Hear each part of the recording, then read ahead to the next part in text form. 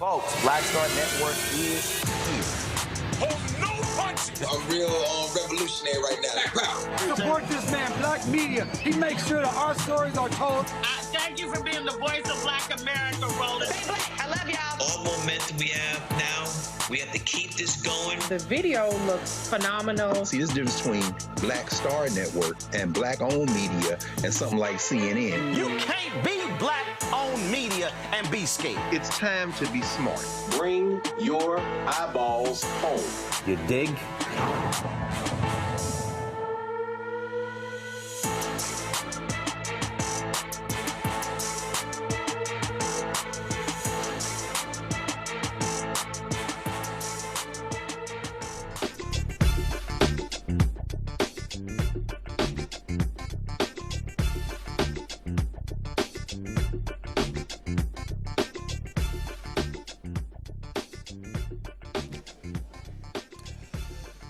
Folks, today is Thursday, March 5th, 2026. Coming up on Roland Martin Unfiltered, streaming live on the Black Star Network. I'm here at the Rainbow Push Coalition, where a number of things are happening as we speak.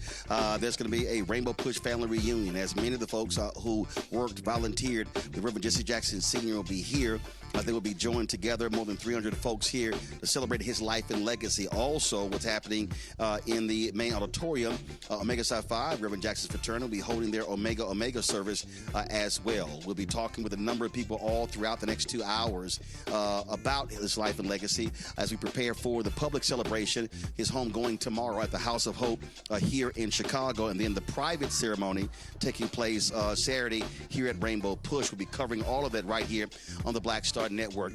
News out of Washington, D.C. Ice Barbie Kristi Noem has been fired by Donald Trump after her disastrous testimony hearing the last 2 days. Will show you how she was jammed up by members of the House regarding her relationship with Corey Lewandowski, but also the $200 million advertising contract that was no bid. So all of that to talk about. In addition, SNCC organizer, Alabama Field Director Bernard Lafayette is now an ancestor. He passed away earlier today. We'll celebrate his life as well. Lots to talk about right here. It's time to bring the funk on Roland Martin Unfiltered on the Black Star Network. Let's go.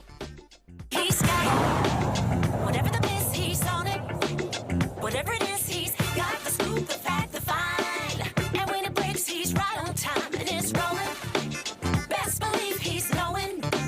Putting it down from sports to news to politics. With entertainment just for kicks, he's rolling. Yeah, it's on go, roll, y'all.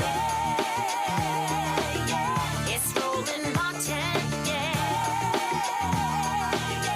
Rolling with Roland now. He's funk, he's fresh, he's real, the best, you know he's Roland Martin now.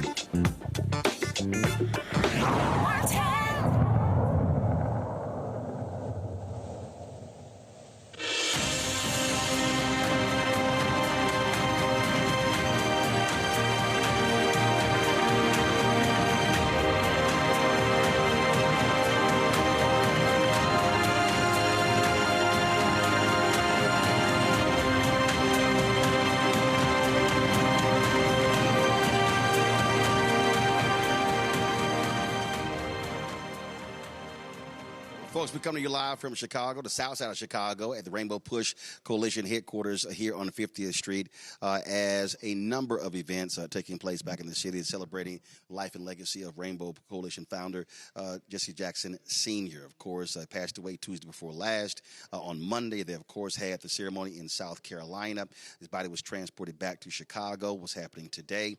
You have the Rainbow Push family. They're going to be having what they call their family reunion taking place here in a couple of hours. But also, in about an hour, Omega Psi Phi fraternity will be holding their Omega service. Reverend Jackson, of course, was a longtime member. Anytime y'all saw photos of me and him, trust me, I was throwing the ice and he was throwing the hooks. That was always what we always did when we saw each other. Even when he was in his hospital bed when I was here in November, we were joking the same thing. And so, and I told him he belonged to a youth group and he shot me a look. But that's what we always did. So, again, we're celebrating his life and legacy tomorrow tomorrow. That's going to be the public celebration taking place at the House of Hope. Doors are opening at 9 a.m. local time, and then the funeral service begins. The homegoing begins at 11 a.m. We will be live beginning at 10 a.m. Central, 10 a.m. Eastern, 9 a.m. Central, those 2 hours. And, of course, we'll be covering the homegoing service. You're going to have 3 presidents who will be in attendance, President Joe Biden, President Barack Obama, as well as President Bill Clinton. And we expect a full house. The House of Hope seats 10,000 people on the floor, some 2,200 folks, 8,000 in the other seats, and so we look forward to that. And then, of course, on Saturday, with the private funeral service taking place here at Rainbow Push, we'll be having that live coverage of that as well, beginning at 10 a.m. Eastern.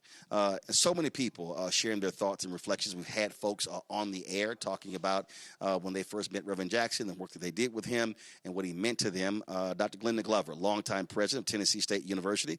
She joins me right now. Also, former international president of Alpha Kappa Alpha, their headquarters here in Chicago. She joins me right now.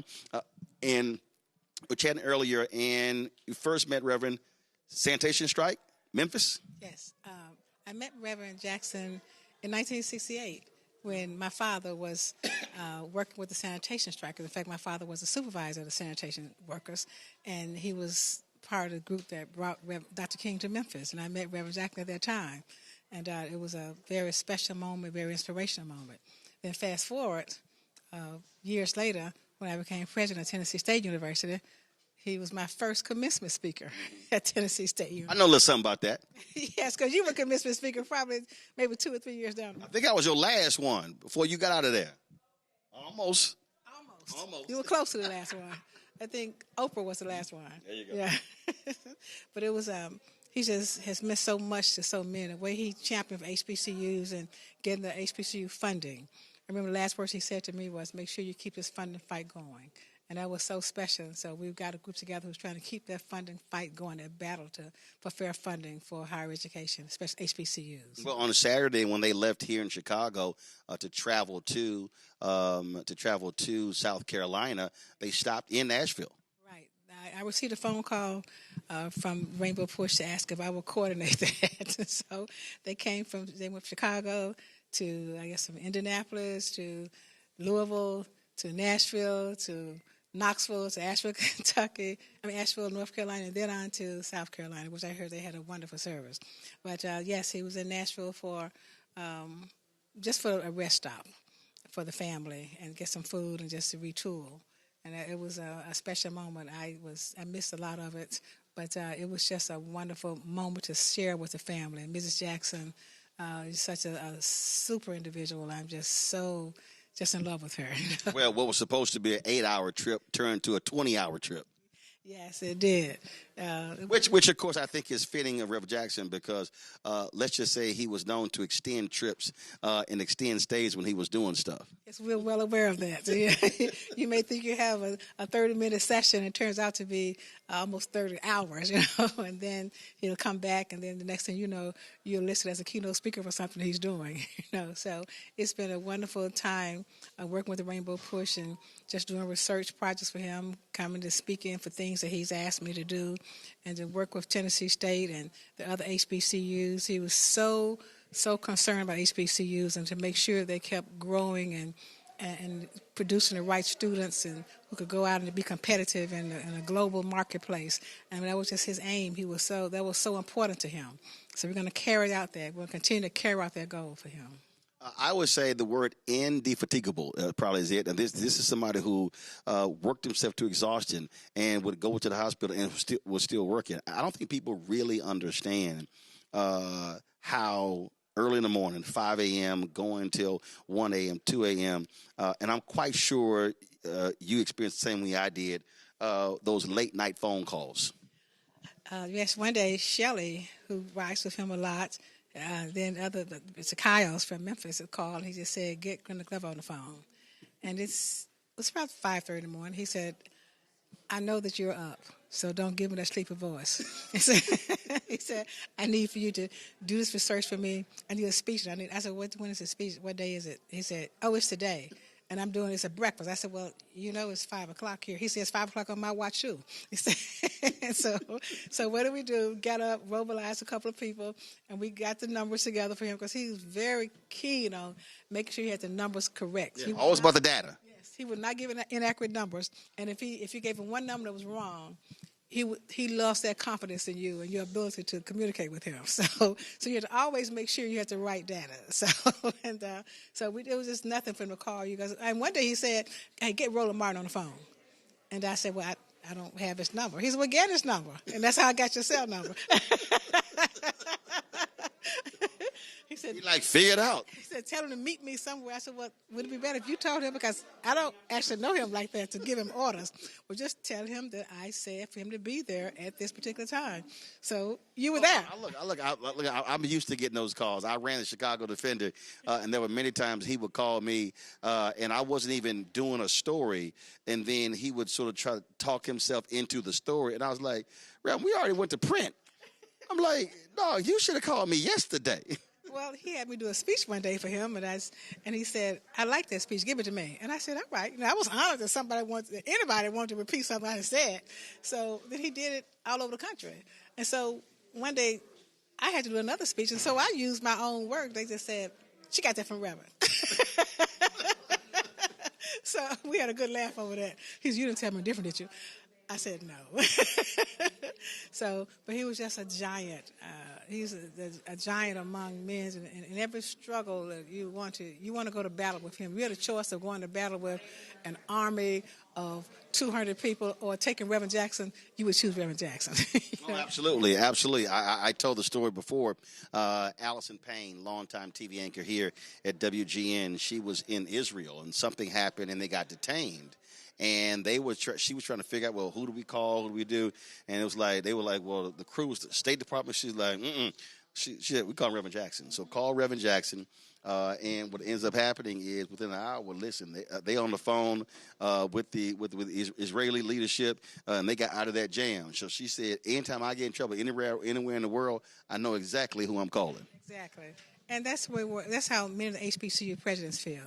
We feel like if there's something that needs to be discussed, or if there's some kind of move that we don't think others will have the courage to do, we know that Reverend Jackson will do it. So we will call him up. We'll get to him. So I send him a text, and he may call back that day or later that day, but he will get back to you and send me all the information. And then he had a memory that he snapped it in, and he answered all the questions if he knew the whole story all along. He just had that ability, and I really appreciate how his just commitment to just education. Of course, my background is business, but because I was president of a university, it makes me an educator. And I was just so excited when he said, yes, I'm going to take this battle on because every school deserves equitable funding. So there's a moral act that says students must be funded equitably. And if that's not happening, let's go for it. So that's where we are now. All right, then. Doc, always good to see you. It's going to be great seeing so many familiar faces come through here as they remember our dear brothers down ancestor, and certainly a lot of great thoughts. Thank you. Thank you for inviting me. All right, appreciate it. Thanks a lot. Folks, so we'll be talking to a lot more folks here. Let's do this here. We're going to go to a quick break. When we come back, we're going to lots more to talk about. You have Omegas who are lining up outside for the Omega service, and then we'll show you some of that as well. You're watching Roland Martin Unfiltered on the Black Star Network live here in Chicago at the headquarters of Rainbow Push Coalition for the homegoing celebration for Reverend Jesse Jackson Sr. Back in a moment.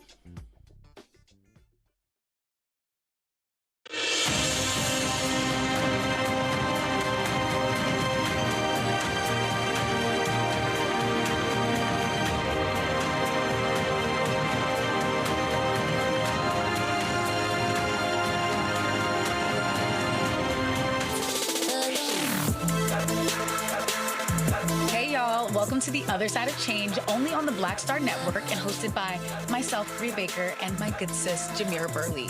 We are just two millennial women tackling everything at the intersection of politics, gender, and pop culture.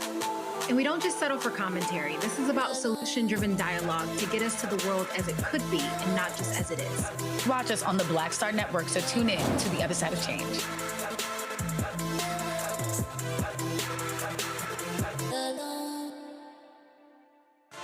A decade of love, joy, and power.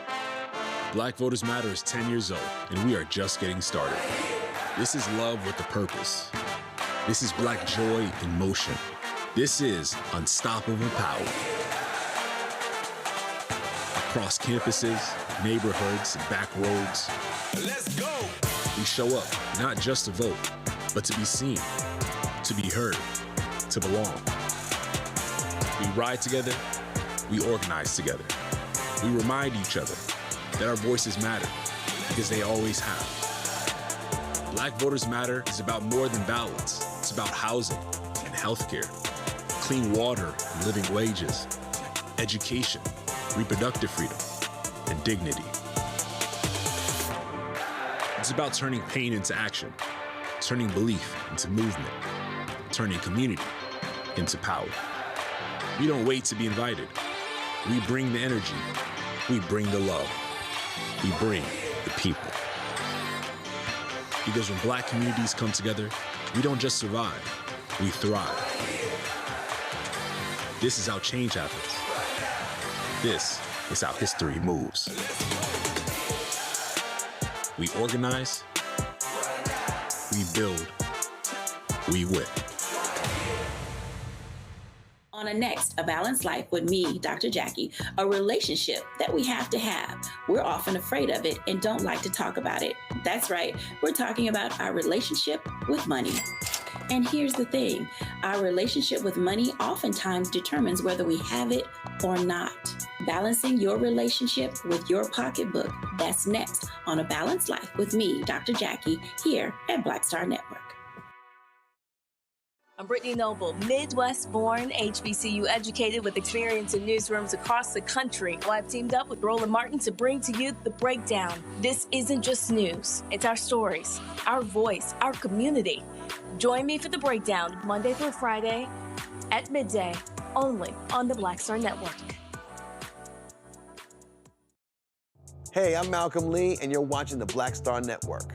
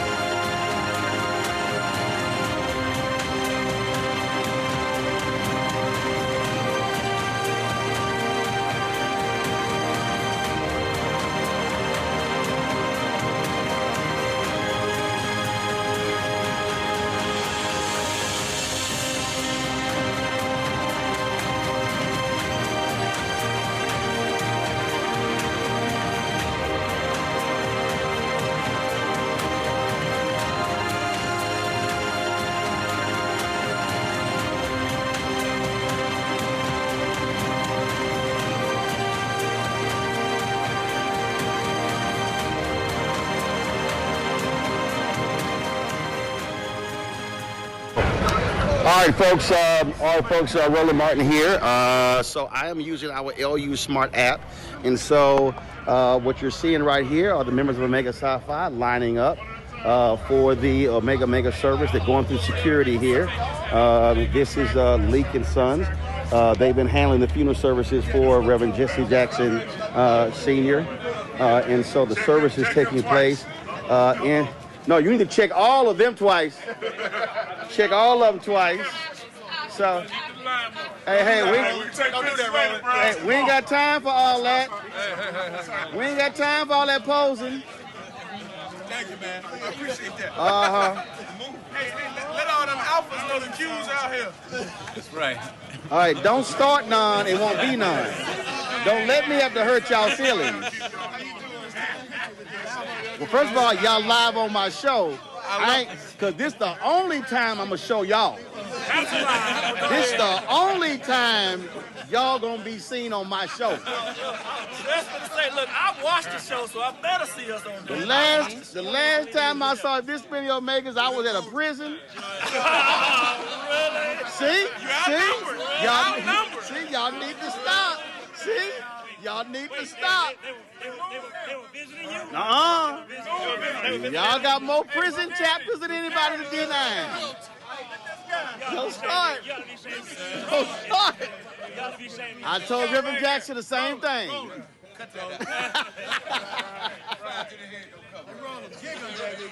Gig 'em. All right, since we all live on my show, I'll be a little serious. Hey, Alpha's always here. We your daddy. See, he started. I'm gonna let y'all say a few words about Reverend Jackson. You know, I served as Reverend Jackson's National Youth Director for the last 10 years. Rev took me all across the country. I pledged Omega. I went to Central State because of Reverend Jackson. Pledged Omega because of Reverend Jackson. Bridge builder par excellence. So, I mean, it's a blessing to be here amongst the fraternity, to be able to honor our mentor. Thank God for the coverage that we have. Definitely a pleasure to be in this presence for Jesse. Anytime he's done college fairs or anything, he's always called me to do step shows for him. I would come do step shows for him, and never wanted anything just to be in front of an icon. And that's just who he was, and we're a pleasure to be here for that, brother. Thank you. I will never forget being a student at Alabama State in 1988 when he was running for president, how he came down to Alabama State in Montgomery, Alabama, and set it on fire before I was even the bruh. So that was, for me, I'm like, I want to be like that guy right there. I'm Ed Clark, longtime Chicagoan. My father is a peer of Reverend Jackson, Reverend Edward Clark Sr. Reverend told us we were somebody. I am somebody. I may be from the slums, but the slums ain't in me. I am somebody. All right. All right. I don't appreciate Roland talking about these jail chapters. We got to go through these. As you say that, we got to go through the pieces as you say that. We got to eat it in the village. What's happening? All right, we live. We're live on the air. You live, Roland? We live on the air. All right, now. There's all the bros. In the shop, baby. Stop throwing all this stuff up. Just say something about Reverend. We ain't trying to do all that. No, yeah, we gonna say it. Because we the bros. And he was the bruh. Yes. Here to pay respects. Send Reverend to Omega Chapter. All right. We're gonna walk down here. Antoine, come on. We're gonna walk down here so I can give people a wide shot. Y'all get out the way. Get out the way. I'm live on TV. We don't move. Yes, you do. You always move for Alpha. Especially when it comes to GPA. Move. See? See? See, I told you. Stranger in the I told you. I'm too quick. I'm too quick for you. I'm too quick for you. All right, y'all live on my show. Oh, man, don't nobody care about y'all. Y'all took one of our colors. Oh, I know. Oh, who let your parole officer let you come out here? See? There you go. See? This the only time y'all gonna be on my show. This the only time.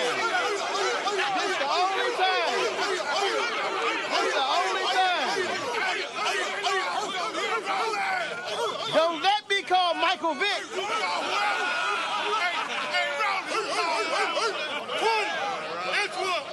Don't let me call Michael Vick on y'all.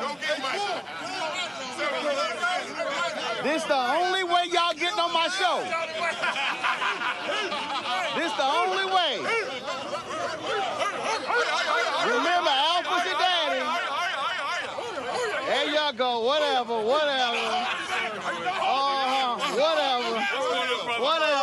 What's going on? Whatever. This the only way y'all getting on my show.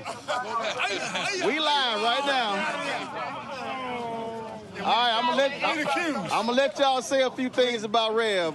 But it ain't gonna be long because y'all can't talk long. All right, who got something to say? I can't say it in front of church. See, that's why we don't let y'all go out no public. You wrong for that. Come on now. Come on. What's up, bro? We live on the air. Okay. All right. Well, you know, it's great to be here. Great that you came out to support the brothers. We're happy that you're here. I came out to support Reverend Jackson. Let me be real clear. See? Well, you support the brother. No, you said the brothers. The brothers. It's good to see you. Thanks for being here. All right. Recording this live. Thank you, sir. Yes, sir. All right. Truly good to have brothers from all over the country and all over the world come here. Reverend Jackson, servant leadership, a stalwart brother for mankind. Y'all stop it. Y'all familiar? We need it. All y'all friends. I know. Wrong. Root to the Bros, 2nd District. Let's go. All right. Good brother, man. We just thank God for Brother Jesse, man, what he's done for our community. And God bless you, man. We're going to still keep going strong, man. God bless you. All right. He was filled with the Cardinal Principal Manhood Scholarship, Perseverance, and Uplift. Brother Jackson, my frat brother and my neighbor, 2 blocks from me. He made you cut his grass? Absolutely. When we was online. You said you online? I feel like I'm still online, but I love Brother Reverend Jackson, man. All right. Yes, sir, Reverend Jackson. We lost a global treasure, not a national treasure. All right. Okay. Hold up, bro. I'm live. Hold up. All right. Anybody else got thoughts about Reverend Jackson? Wonderful man. Wonderful man. Yeah, wonderful man. Wonderful. Outstanding. Thank you for coming by. Reverend Jackson brings out the Alpha and the Omega like Jesus. Jesus was an Alpha. You know that. And Omega. Civil rights icon. One farewell word to Reverend Jackson. All right. Anyone else with thoughts? Met him when I was 16. Worked with Dr. Hooks, Benjamin Hooks. All right. All right. So, folks, so as y'all see, we're here at Rainbow Push. So, what you have going on, the mega service, but the Rainbow Push family is also having an event inside as well. And so, folks have been coming here for the last week. Of course, body was lying in state, and it was here. We weren't here on the road. Lines were always down, all the way down. And what you see right here. This is Drexel, all the police how things blocked off. You see all the news crews who are out here as well. And folks have been coming out here really, again, my goodness, which was now actually heading into the 2nd week. And so I was inside earlier chatting with Jesse Jackson Jr. And other folks as well. And so this service will be taking place at 7 p.m. At 7 p.m. So as you see, and so you see they have the draping that's also outside of the Operation Push National Headquarters, which is called the Dr. King's Workshop. And this, of course, has been the home for more than 40 years. And so that is what is going on here. So this program, as I said, is going to be starting at 7 p.m. And so we're going to continue to see, as you see they got photos up here. Let me see if I can zoom in right here. And so you'll see right there, they've got this projector up here with various photos of Reverend Jackson. And so what I'm going to do, zoom this back out. I'm going to head back in. I got some other interviews to do inside, and so we have more interviews to talk about.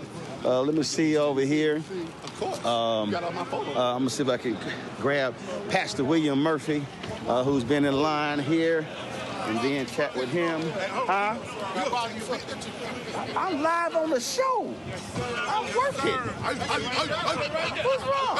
I know you ain't used to working. I appreciate it.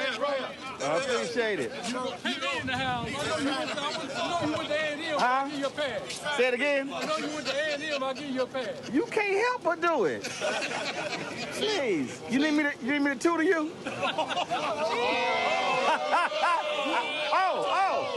I go low. What up? I'ma go low.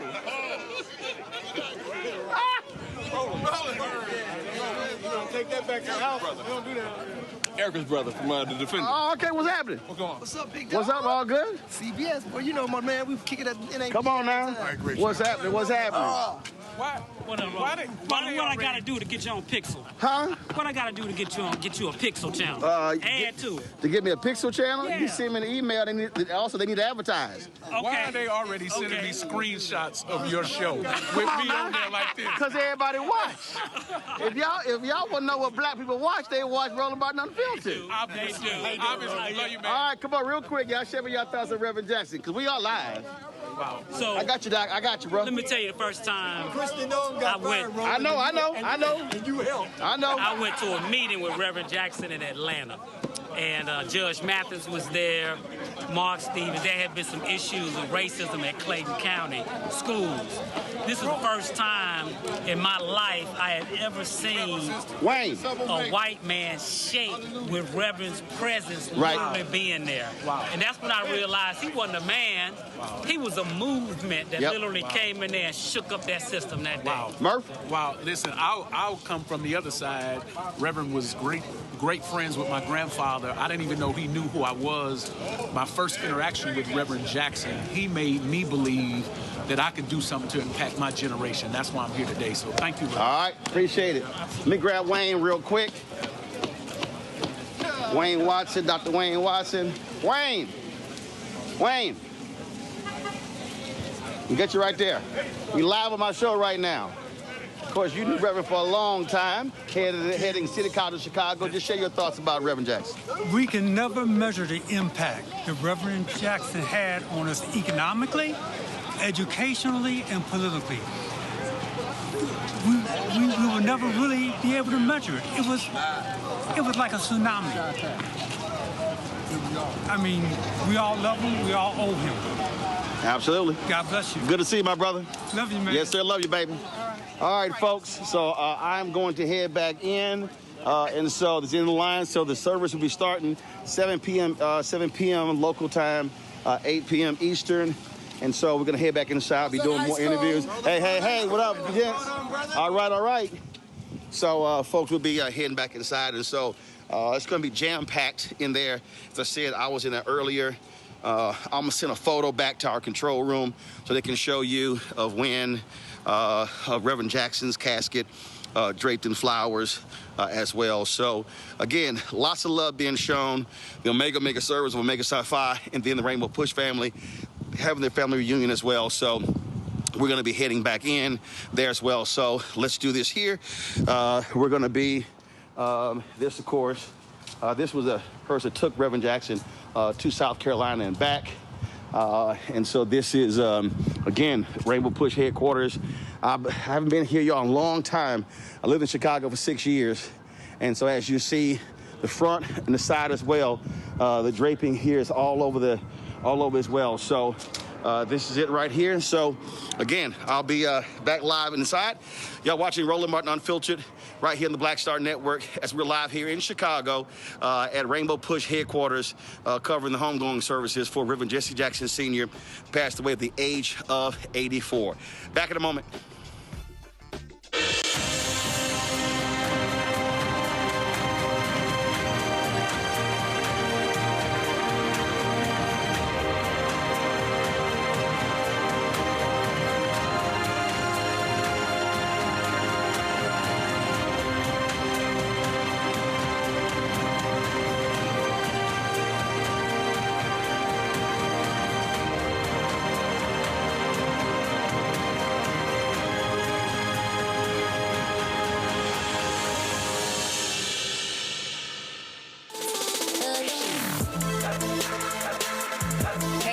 Welcome to The Other Side of Change, only on the Black Star Network and hosted by myself, Rhea Baker, and my good sis, Jamira Burley. We are just two millennial women tackling everything at the intersection of politics, gender, and pop culture. And we don't just settle for commentary. This is about solution-driven dialogue to get us to the world as it could be and not just as it is. Watch us on the Black Star Network, so tune in to The Other Side of Change.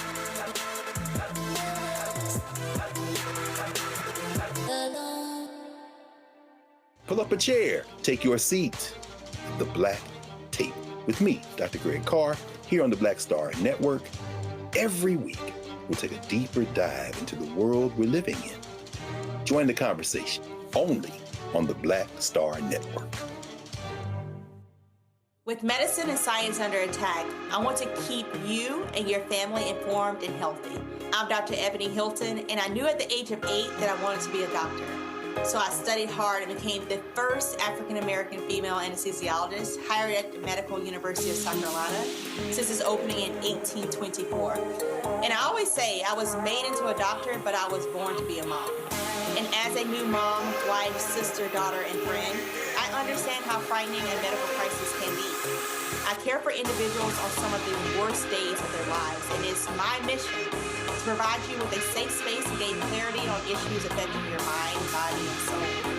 I recognize that there are health disparities, particularly as it pertains to race, and I want to help bridge the gap between you and your healthcare providers. Join me every Thursday for Second Opinion on the Black Star Network, where each week I'll invite experts from various medical fields to share the latest health news. We'll discuss topics such as the vaccine debate, mental and sexual health, medical bias, infertility, menopause, andropause, nutrition, and aging. Together with my medical colleagues, we aim to provide you with a second opinion. Don't miss it, Thursdays only on the Black Star Network. What's up? It's Talib Kweli. I'm CEO. This is the Black Star Network.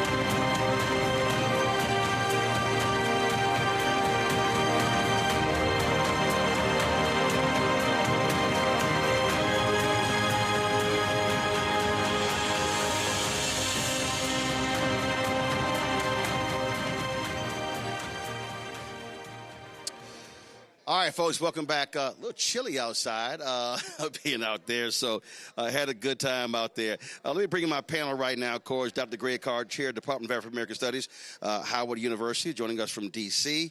Also, Reese Colbert, host of the Reese Colbert Show, Sirius XM Radio. And Reese is with us, right?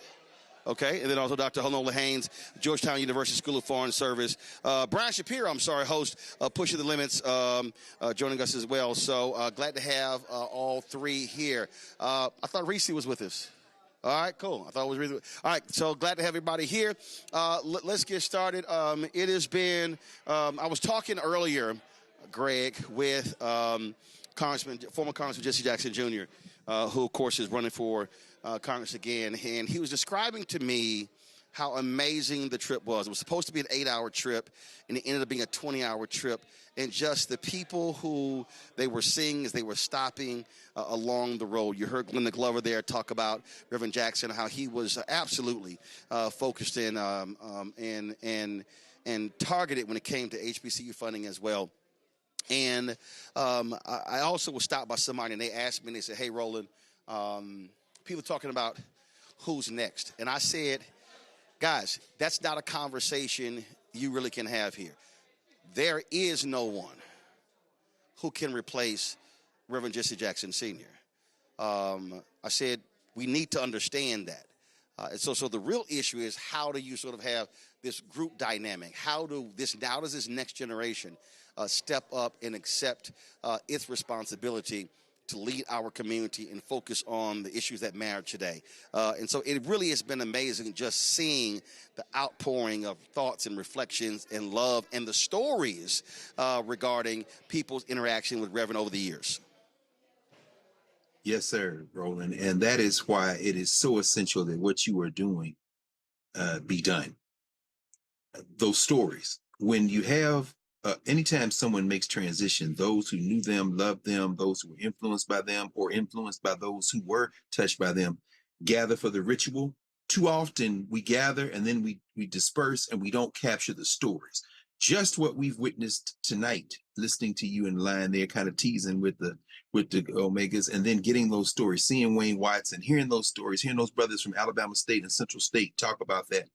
That resonates so much, and we have to document it. It reminds me, as you interviewed my president, Brenda Glover.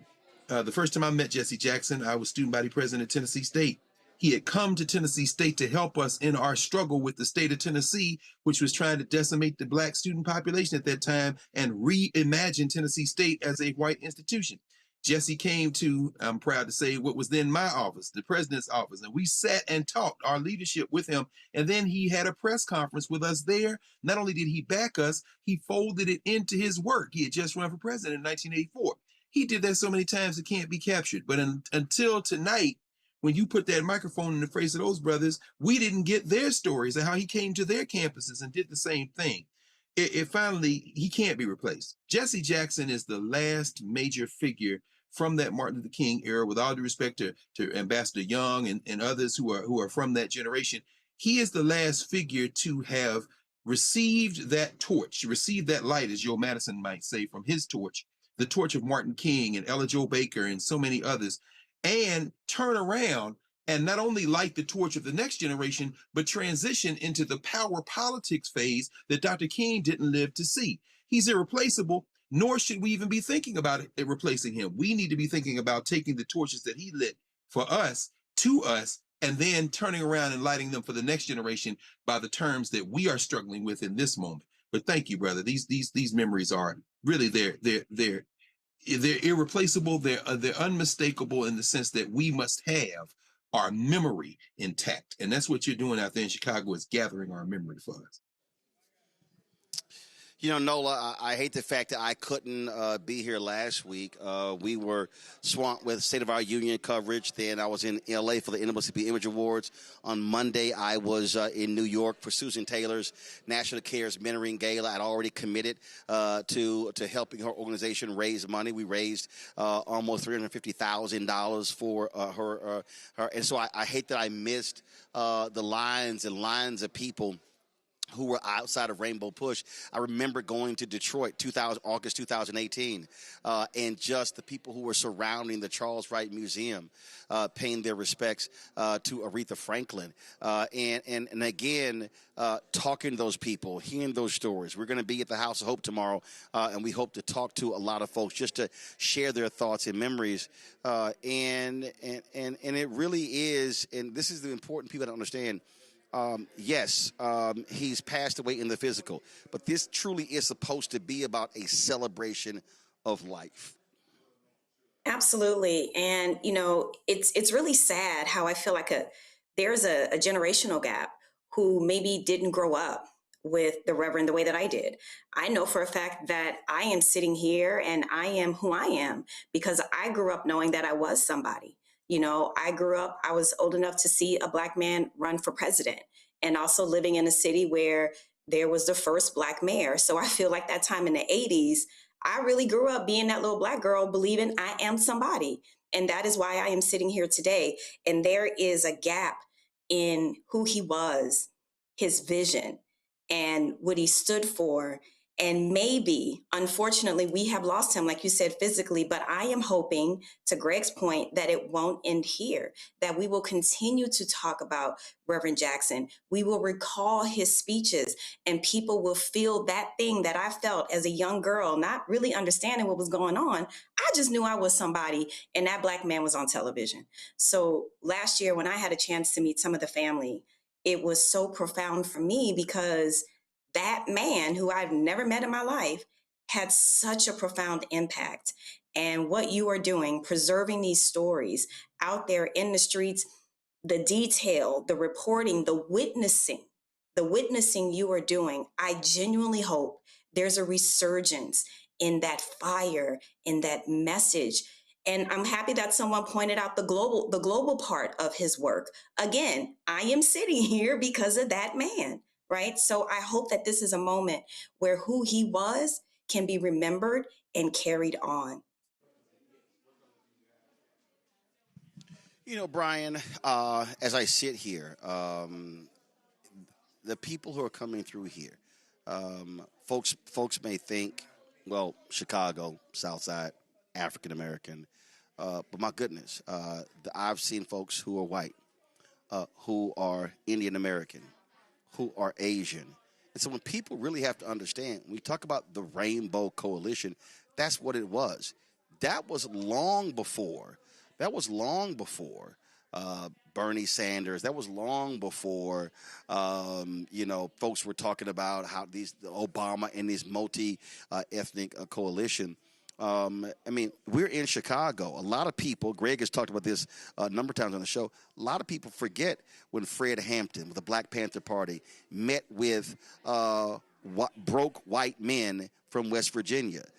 People forget that there were white Panthers. I know people don't understand that history because those white men in West Virginia, when they heard Fred Hampton talking about poverty, they didn't get it. Antoine, do me a favor. Antoine, look at the back of my backpack here.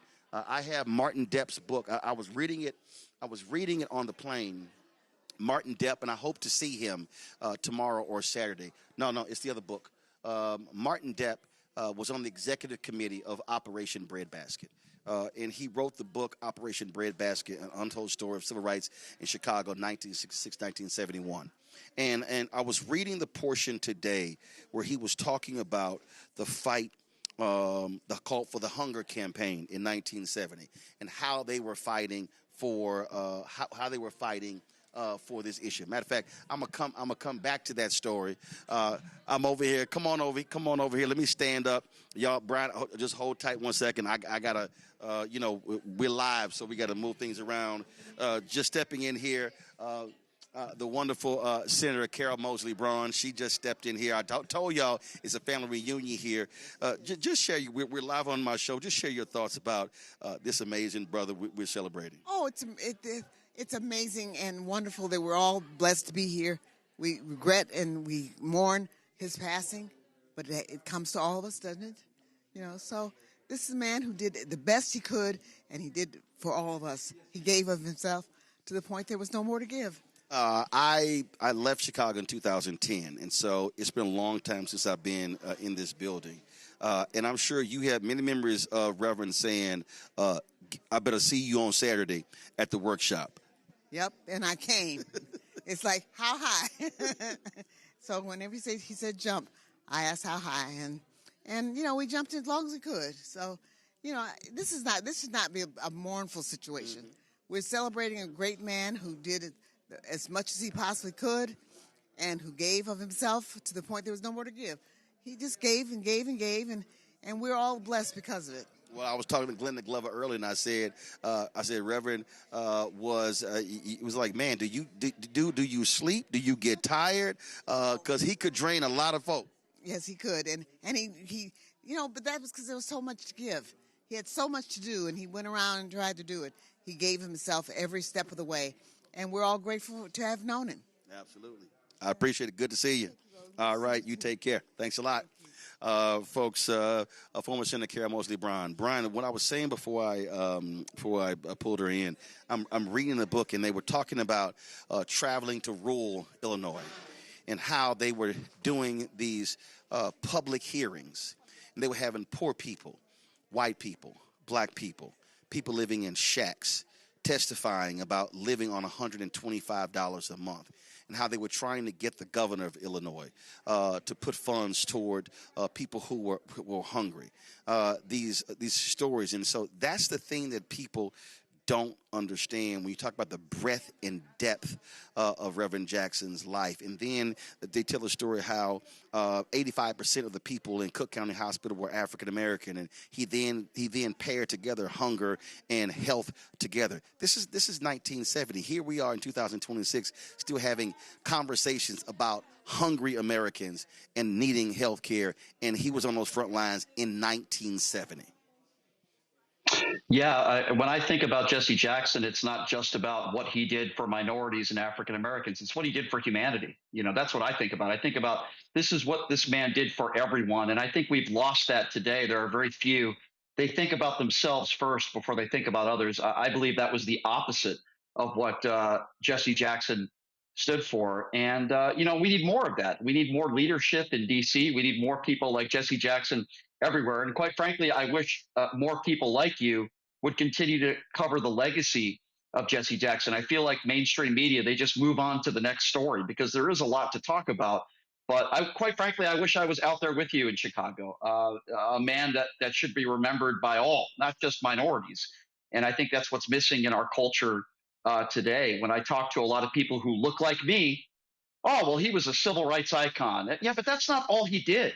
That's not all he did. And I'm sure that it pained him what's going on, not just to minorities in this country today, what's going on with everyone, everybody that, as you mentioned, in poverty, people that are on food stamps, that are getting their food stamps taken away. They're getting their Medicaid taken away from this big and beautiful bill, so-called.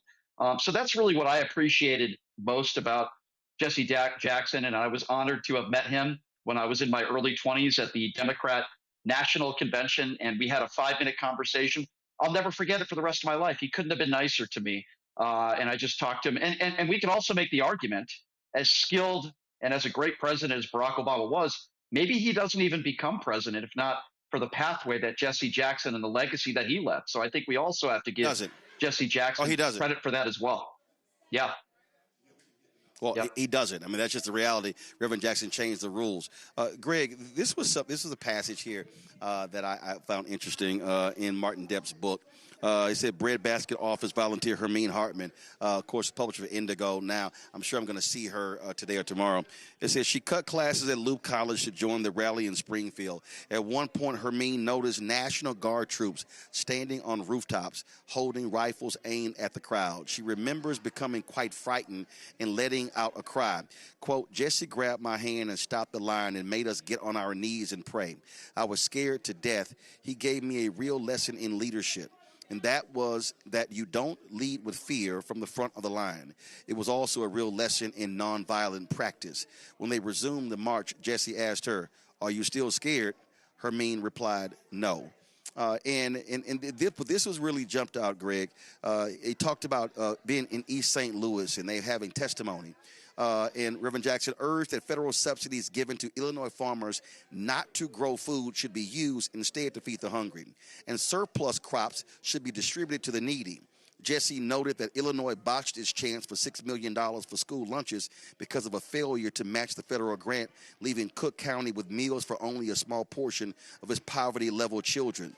Jesse called for the elimination of the means test and praised the Black Panther Party for initiating the most creative and revolutionary food program where thousands of hungry children are fed. The only prerequisite for the Panthers program is that the child be hungry, and no one needs to be examined and his stomach x-rayed to find out if he's really hungry. I read that, and that's important, Greg, because we see Republican states that have been declining federal money to feed children in 2026, in 2025, Texas, Florida, Tennessee. We see where we still are paying farmers not to grow food, knowing full well there are hungry Americans. And you have Republicans who want to cut SNAP benefits. These are folks who literally, Reverend Bishop Barber talks about 30,000 people dying of hunger. And so, again, this is 1970. Here we sit 56 years later, and America is still unwilling to deal with its hungry citizens.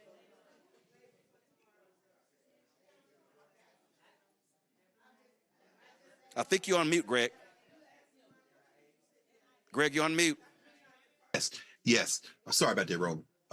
Yes, you're right, Roland. And what you just read is really throws into relief something that we don't want to face. But, I don't really have a problem talking about it because my people were trafficked, and I don't give a damn about the United States of America. I think the United States is really on the back end of its existence in its current form. Jesse Jackson, and people might think this is hyperbole, but I think as you just read, when we think about it, I don't think it is at all. Jesse Jackson's gifts, I'm talking about him as an individual now, his ability to absorb information. We heard President Glover, you talk about it. We heard Senator Braun talk about it. His ability to absorb information and then to convey it in a way that brought us together, that illuminated things that are human concerns, as you say, Brian, was really his contribution to the ongoing Black freedom struggle, which is really a human rights struggle. What you just read, that's the vision of Martin King. That's the vision, the best dimensions of the Black freedom movement, the long Black freedom movement, liberation movement that we call the civil rights movement. When you mentioned, of course, earlier Fred Hampton, and then again, the Black Panthers and the Rainbow Coalition, where Jesse kind of borrows that language. That is the peak moment. I think the United States missed its moment. The moment of the 1960s and 70s. How many times have you quoted from Where Do We Go From Here, Chaos or Community? What we're seeing now is the backside of the empire. The United States now, its leadership, its white nationalist, racist, sexist leadership, is speaking to the lesser angels. These are the grandchildren of Bull Connor, the children of Barry Goldwater. These are the hate-filled, small-minded, hyper-capitalist promoting children of Ronald Wilson Reagan. And unfortunately, these are also the children of Bill Clinton and Joe Biden and the white Democrats who would rather push together a Democratic leadership commission, Democratic leadership coalition to move against the better angels of our common humanity, which was the Rainbow Coalition. The whites in Appalachia, the coal miners, Cesar Chavez, and those who were working in migrant workers on the West Coast. Jackson was speaking to everyone. And rather than embrace that vision, what you saw was the politics in this country decided to narrow their vision. It will ultimately mean the end of the United States as we think about it. Finally, a word to the Black elite.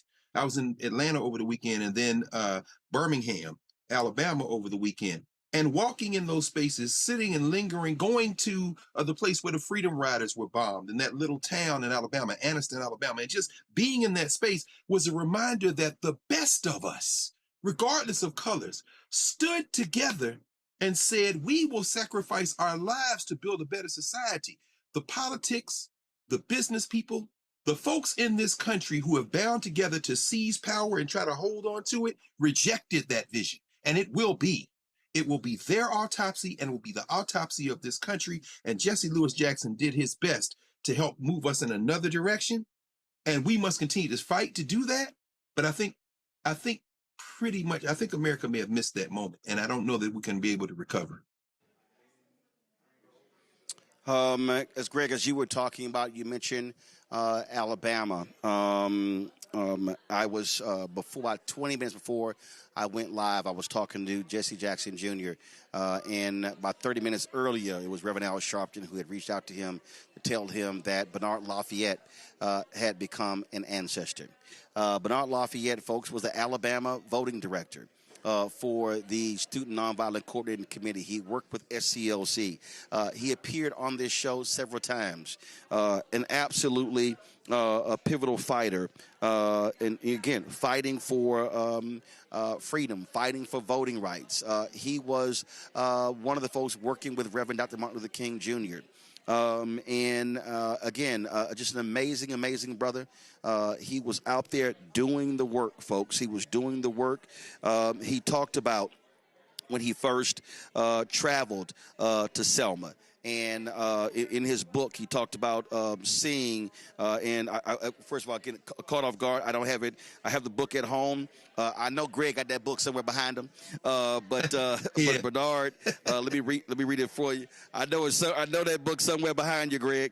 It really is an amazing book. But he was involved, y'all, with CORE, the Congress of Racial Equality. He was involved with SNCC. He, of course, and his parents forbade him from being involved in many of this. He was there in Montgomery, Alabama as well when the bus riders came and they were attacked. This brother here was in Selma. He was arrested in Jackson, Mississippi, and was there at that evil Parchman State Farm prison in Mississippi. He was beaten and arrested some 27 times.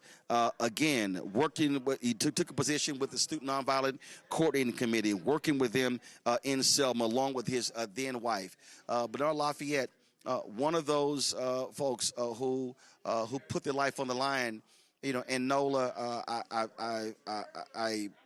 I hate the fact that we were supposed to. There was a couple of times we were supposed to get down to Alabama to do an interview with Bernard. We had him on the show, so we had him on the show a few times. But I wanted to really do an in-depth interview like the one we did with Fred Gray. And this is one of the things. And I'm saying this for our people. Why when I ask people why they got to support our show. Because we don't have the resources of these other folks. And the ability to travel to do one interview is real costly. But we try to do as much as we can to get these stories on tape. And Bernard Lafayette was one of those folks. And day by day, we are losing those leaders. We're losing those folks. And I just think, Nola, this generation has to have an absolute full appreciation for who they are. He passes away today as they begin the Jubilee campaign in Selma. Of course, Bloody Sunday anniversary is on Sunday. But man, a huge loss losing Bernard Lafayette. And again, these folks, they were beaten, they were jailed, and they never gave up. That's why, Nola, I don't have patience when I listen to some folk today talk about how tired they are. I'm sorry, you can't be 28, 30, 35 talking about you tired when these folks were beaten and jailed and tormented, and they kept coming back. That is very true. And I'm sure at some point they were tired too. I think rest is important. Just because you're tired doesn't mean that you're not going to get back up. But when you first mentioned it, my heart sank because the first thing I thought about was my dad. You know, I grew up on SNCC before I knew who Dr. King was or anyone. My dad was of the SNCC generation. And, you know, Rap Brown recently leaving and my dad's sick and Reverend Jackson is gone. We are losing giants. And all I can say before I just break all the way down in tears is, Roland, I'm just happy that we have you. That's all. Brian, on the and I definitely know how you feel, Nola. And you know, as I sit here again, I was shocked when Jesse Jr. told me that because I would talk to Bernard. I would see him at these events, and man, we always had a great laugh. He was a really amazing brother. And one of the things that I'm reading right here, Brian, on the night Medgar Evers was assassinated. June 12, 1963. Bernard Lafayette was severely beaten by a white assailant, but he didn't stop working. And that's just the thing that I think we got to celebrate these folks. Carol, do me a favor. If you can grab Youssef, please. Get him, just if I can just ask him for a couple of minutes. Brian, they kept going. We are where we are because these people did not give up. They said, we are going to defeat Jim Crow, even if it means giving our life. Yeah, I'm sorry for your loss too, there, Nola. I'm sorry to hear that, but I will say this, and you know, sincerely, I think the problem we have now are there are people that don't understand the pathway. They don't understand the people that have suffered and what real fight is and what real work is and determination. Like some people that are in power today, they're given life on a silver platter with a silver spoon in their mouth, and these are the same people that are attacking others. We could be talking about this man. We could be talking about somebody like John McCain, a POW who served this country honorably. And these are the kinds of people, their legacies should be celebrated. And instead, because of blatant narcissism, they're being attacked. So obviously, I have the utmost respect for this man. I have the utmost respect for Jesse Jackson and really anybody that and the atrocities that this man had to go through. I can't even imagine, right? I think about that every day. Not just our brave men and women in uniform, but people that have obviously paid the ultimate price. But like this story, man who was beaten senseless, but got back up, didn't give up.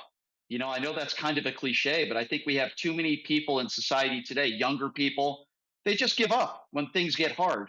And that's what I take from people like Jesse Jackson, from like this man who we just lost as well.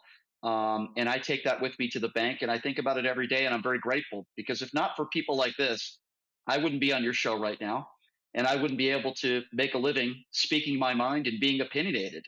We'd be living in a dictatorship. One could argue we could be headed in that direction right now. But regardless, you are right. I think she had just mentioned, your other guest had just mentioned, we're losing giants. Unfortunately, we are. But what does that mean? It means we need more Roland Martins out there. We need more people like him to step up and speak truth to power. And that's certainly what I respect about Roland. And that's what I respect about all these people that we've been talking about today. All right, so folks, again, folks are coming. Yusef Jackson just came in, Reverend Jackson's son. Reverend Charles Jenkins of Fellowship, he's here. I just had Mignon Moore. She's going to speak to Yusef. We're going to try to get her back. She was one of the folks, of course, who worked with Reverend Jackson on the campaign, was always, at his side, working in many different ways. And so we're going to try to see and grab her in a second. As I said, folks are literally coming through here. I'm telling y'all, this is so hilarious to me, because being here, living here for 6 years in Chicago, you could be in this lobby, you could be in this Rainbow Push lobby, and you had no idea who the heck would walk through that door. You had no idea. It might be a world leader. It might be a U.S. senator. It might be a CEO. You never had any idea who would walk through that door. And I'm seeing young people coming here. Again, I'm seeing Muslims. I'm seeing Arab Americans. I'm seeing Latinos. Just all sorts of people. A young woman there in a hijab. I mean, again, that's understanding. People have to understand the reach of Reverend Jesse Louis Jackson Sr. and the people who he touched, all walks of life. So they're heading up to the multipurpose room, the overflow. We're down here. The chapel is right next to us. And again, while this is happening, the Omegas are having the Omega service in there as well. And so what I'm going to do is, we're going to do this here. So Carol, do this here. Is that the live stream? Okay. All right, so guys, do this here. Go live right now, because they told me this wasn't going to be streamed, but now it is. So go live, please, to the MLK workshop. Let's get a live look of the Omega service. People are paying their respects to Reverend Jesse Jackson Sr. And this is happening. This is happening right now. It's happening right now. This is happening right now. And so now while that's happening, this is a live shot of the lobby we are in. As you see, people are coming in here. They're coming here. People of all, I mean, look at this. People, in their work clothes, in their backpacks, and students. All these folks are coming in here. They're heading up. This is the Rainbow Push family. These are people who have been volunteers. These are people who have been workers. You see they're signing up at the desk, all coming here to pay their respects to Reverend Jesse Louis Jackson Sr. Folks, we're going to go to a break. And when we come back, we're going to talk about Kristi Noem, Ice Barbie. She needs a job. That's next right here. Roland Martin Unfiltered on the Black Star Network.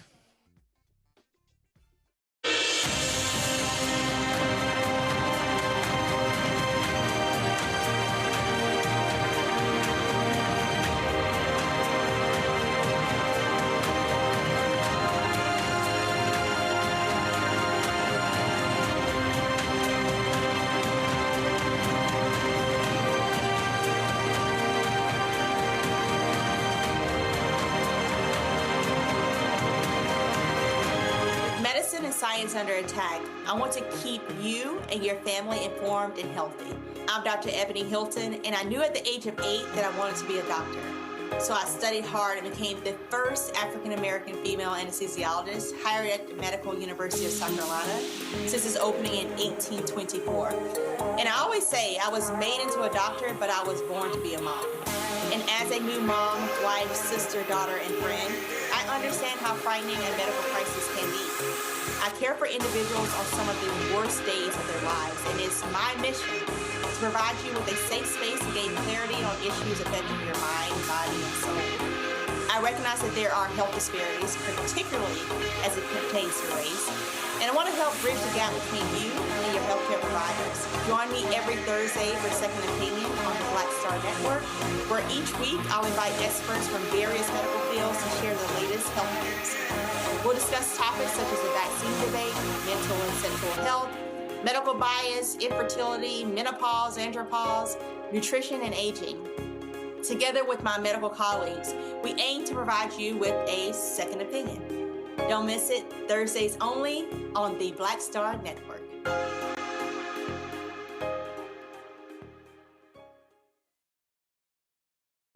Hi, I'm Swing Cash, Basketball Hall of Famer, and you're watching Black Star Network.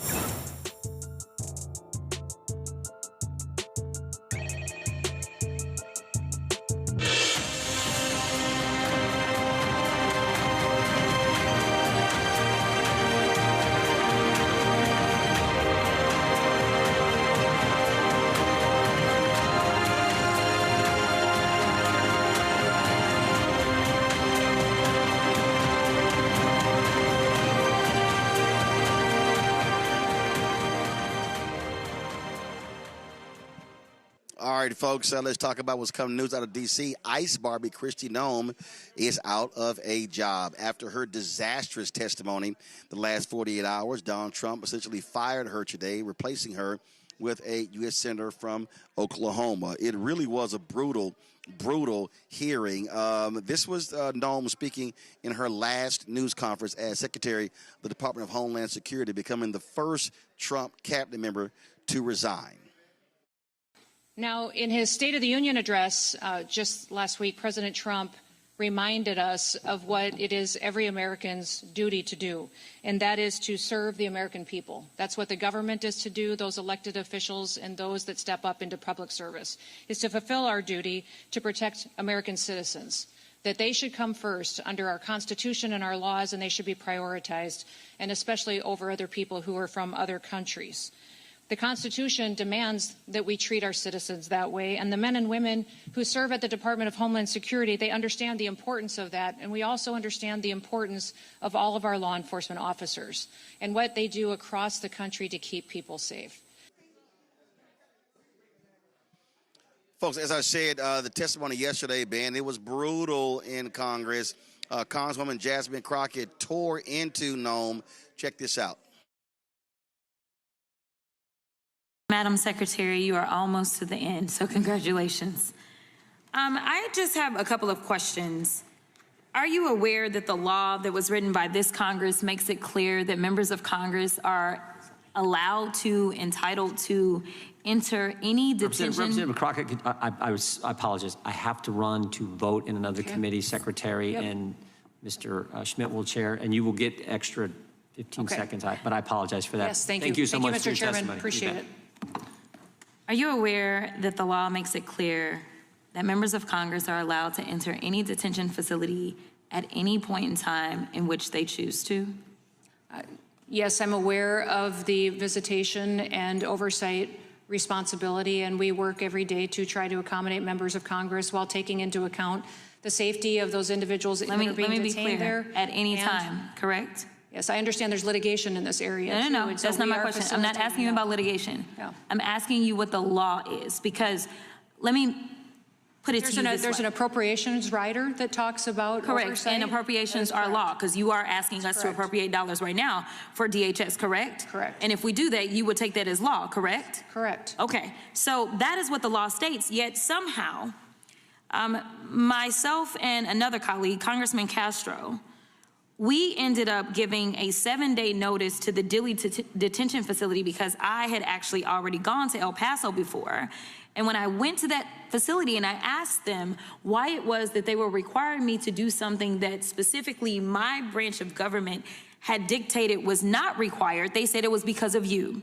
They said you were the one that said that they were not allowed to allow us entry unless we gave a 7 days heads up. Is that true? Yeah. The law specifically states oversight and visitations, and we are working to facilitate those, and we're at that time working to Did you give the instruction that members must give a 7 days heads up or not? We had a policy in place that allowed us to get Were you the one that ordered that policy? I have a responsibility for ensuring everybody in that facility is going to be safe, and that I have adequate no, but that's not my question, because the problem, let me tell you why we need to, reclaiming my time. The reason that I'm talking to you about this policy and you're talking to me about safety is because I did go into the Dilley detention facility. And let me tell you, they're not safe. This is why we need to conduct oversight, because your people continue. In fact, you have lost more lives in detention than anybody else. That is your record right now. So I don't expect that y'all are going to be the ones that are going to be best to keep them safe. This is why we are supposed to conduct oversight and not wait for you to give permission. In fact, after I left the Dilley facility, we were informed of a measles outbreak that was taking place in that facility. And another question I have, are you the one that ordered it to be reopened, because that facility was closed under Joe Biden? Those facilities were opened with the new administration. I'd have to look and see. Okay, you're part of the new administration. Were you the one that ordered it to be open is my question. I would have to see when it was opened, because I wasn't sworn in until 5 days after. Okay, well, it was reopened in March. I would have to look at when it was reopened in March of last year. Well, then I'm sure that contract would have been renewed while I was secretary. Speaking of contracts, as I have actually, you know what, let me continue on this line of y'all breaking the law. Are you familiar with a child by the name of Liam Ramos? I am. All right, so Liam was at this Dilley facility, and it just so happened that we had put in our 7 days notice, and y'all had grabbed him 6 days prior to our visit. So we were able to go and visit Liam. Are you aware of the court order that came down that released Liam from custody? I am. And are you aware that the judge said the case has its genesis in an ill-conceived and incompetently implemented government pursuit of daily deportation quotas, apparently even if it requires traumatizing children? This court and others regularly send undocumented people to prison and orders them deported, but do so by proper legal procedures. Are you aware of that? Yes, and I would disagree with the judge on several I'm sure you points would, but can you tell me whether or not you have a law degree? Father chose to. Can you tell me whether or not you have a law degree? If I have what? A law degree. No, I do not have a law degree. Okay, and you do understand, because I can go through a bunch of court cases and orders that I disagree with from the Supreme Court, that ultimately, that is the order of the court. That is what you follow, and if you have an issue, you appeal it up, correct? That is correct. Okay. The court went on to say, apparent also is the government's ignorance of an American historical document called the Declaration of Independence. 33-year-old Thomas Jefferson enumerated grievances against a would-be authoritarian king over his nascent nation. Among others were, he has sent hither swarms of officers to harass our people. He has excited domestic insurrection among us, for quartering large bodies of armed troops among us. He has kept us among, in times of peace, standing armies without the consent of our legislatures. Are you aware that he wrote that? Do you know that he was writing about ICE that falls under you? The judge? Yes. Yes. Okay. With that, I will yield, but I do have 2 UCs. The first UC is ICE training was slashed, records show corroborating whistleblower claims from the Washington Post on yesterday. Without objection. The second one is FEMA's response to Texas flood slowed by Gnome's cost controls. This is out of CNN from July 10th of 2025. Without objection. Thank you so much. So I think the next line of question is why she got fired. So she was jammed, Colorado Representative Joe Nagase and others jammed her up about this $200 million advertising contract that went to a company that was only incorporated 8 days before it was awarded. Now, when she testified before the Senate, she said Trump was fully aware of the contract. One of those senators called Trump. He said, no, he wasn't. Now, we know he will lie about a lie, but I think after that questioning on Tuesday in the Senate, and then yesterday in the House, is why Kristi Noem had to go. This is Nagase. Watch this. Good afternoon, Madam Secretary. Thank you for being here. I want to discuss in greater detail the expansion of advertising in your department under your tenure, and I believe you testified regarding some of these matters yesterday in front of the United States Senate. In particular, I want to discuss the department's $220 million ad campaign. This is the ad campaign that featured you at Mount Rushmore. You're familiar with this ad campaign, correct? I am familiar with it. It was an ad campaign that was. I'm going to ask you some questions about it, Madam Secretary. So, as I understand it, this is a $220 million ad campaign. It's split between 2 contractors. One of those contractors got $143 million.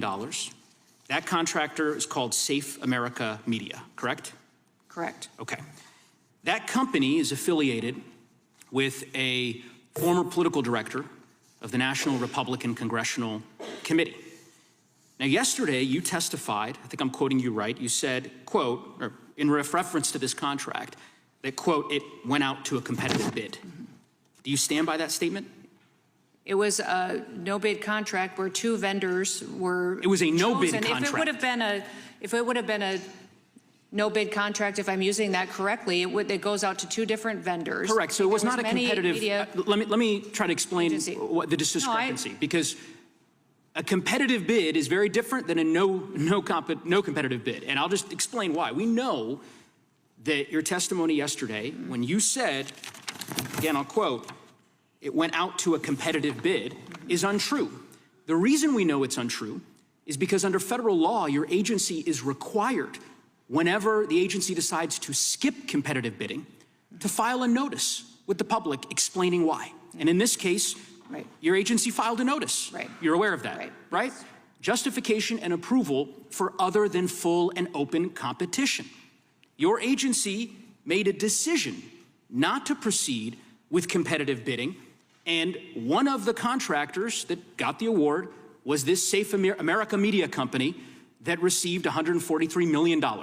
Many vendors got the chance to look at that contract and to participate in it. So that is why the two of them were chosen. That's inaccurate, Madam Secretary. I'll read from the notice from your agency. Given the immediate action to significantly reduce illegal immigration and border crossings, DHS identified 4 companies. 4 of the hundreds of thousands of companies in the United States, you identified 4. One of those is this Safe America Media Company. Where is Safe America Media headquartered? I don't know. I don't know either, Madam Secretary. We can't find it. We can't find a website. We did find an address that's registered for this company. Do you know where that address is?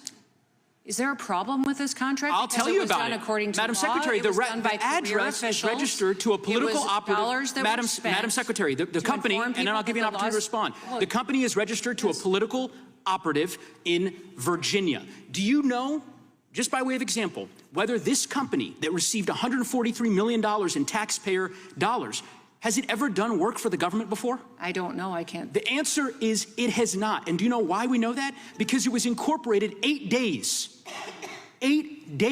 before this contract went out. You want the American people to believe that this is all above board? Yes, that $143 million of taxpayer money just happened to go to this one company that doesn't have a headquarters, doesn't have a website, has never done work for the federal government before, and is registered, apparently, or attached to a residence from a political operative. And of course, one of the subcontractors of that contract, as you know, is a political firm that's tied to you back when you were governor of South Dakota. The reason why I ask these questions is that this is taxpayer money. And I presume, I don't know this for a fact, but Senator Tillis noted yesterday the way in which your agency is blocking the Inspector General from 11 different investigations that it is trying to conduct. I don't know if this happens to be one of them. I certainly hope it is, because eventually the facts will become public in this regard. And there are serious laws implicated, conflict of interest laws, federal procurement laws, that I believe all done correctly, all done correctly. 14 billion impressions from that marketing campaign. Sure. It was money spent in this country and in 8 different countries that illegal migration was coming from. Madam Secretary, overwhelmingly effective. We all understand the argument that you've made. The argument that you've made that somehow this ad campaign on Fox News of you at Mount Rushmore has led to millions of people self-deporting. You're using millions of dollars of taxpayer money in this way. It is fraud, and ultimately, I think there's going to be accountability. And I yield back, Bill. Can I speak to the IG? Yes, you can. The IG has been told repeatedly, in writing, verbally, on the phone, that he can have access to anything at the Department of Homeland Security. He can. He doesn't need my permission to come and brief members of Congress on the Hill. He just needs to provide a scoping memo, which is what every single IG gets from every single department and agency. All intelligence agencies require a scoping memo. He just hasn't done that. He wants unfettered access to every single thing in the department, and that's not the process, and that's not any other IG has demanded that. Man, y'all know she was lying. Now, this is when it got real ugly. Congresswoman Sidney Kamlager-Dove went there. Watch. L have a close relationship that has made President Trump, quote, uncomfortable. The president reportedly denounced Corey Lewandowski as your chief of staff due to reports of a romantic relationship between the two of you. So instead, you designated him as a special government and employee, a position he has had well beyond the allowed 130 days and requires him to disclose if he is making money off of his position. Trump knows that this guy is shady. Corey has a decades-long record of physical battery, sexual harassment, illegal lobbying for a Venezuelan oil company, and bringing a loaded gun into a federal building. Despite being fired or removed from virtually every position he has ever held due to misconduct, he now wields unchecked, unconfirmed, undisclosed power over your department. This person has no experience running anything close to Department of Homeland Security or even advising someone in your position. He is unqualified, which again has left my constituents and I wondering why he is your top official. So Secretary Noem, at any time during your tenure as Director of Department of Homeland Security, have you had sexual relations with Corey Lewandowski? Mr. Chairman, I am shocked that we're going down and peddling tabloid garbage in this committee today. Reclaiming and my ma'am, time. one thing that I would tell you is that he is a special government employee who works for the White House. There are thousands of them in the federal government. So reclaiming and my is an time, advisor Secretary, it is and has okay for no, you to be no offended authority by to the be question. making any it is decisions. okay for you to has be no offended authority by the to question. be making but it decisions is also and a putting real up your question. position. So what I would say and to you you should be able to is answer that the question what we do at the Department of Homeland Security every single and without day, any hesitation, every single day is to protect if this someone country is and to asking make if decisions. you or any federal official is sleeping with their subordinate, that should be the easiest. You should be wanting to answer that question. Is garbage? Because it is not about It is your sex offensive life. that you have brought It is that up. about your So judgment. that kind of garbage It is has about been refuted reclaiming for my years, time so and that you I need can to hear myself. recognize- Time belongs to the gentlelady from California, but it'd be nice if you would let her respond. I will. I want to let you know it is about your judgment and decision-making. It is about the 260,000 employees that work under you that want to make sure that you are giving information and making decisions clearly. It is about conflict of interest. It is about a national security risk. Department of Homeland Security was created right after 9/11 to protect the homeland.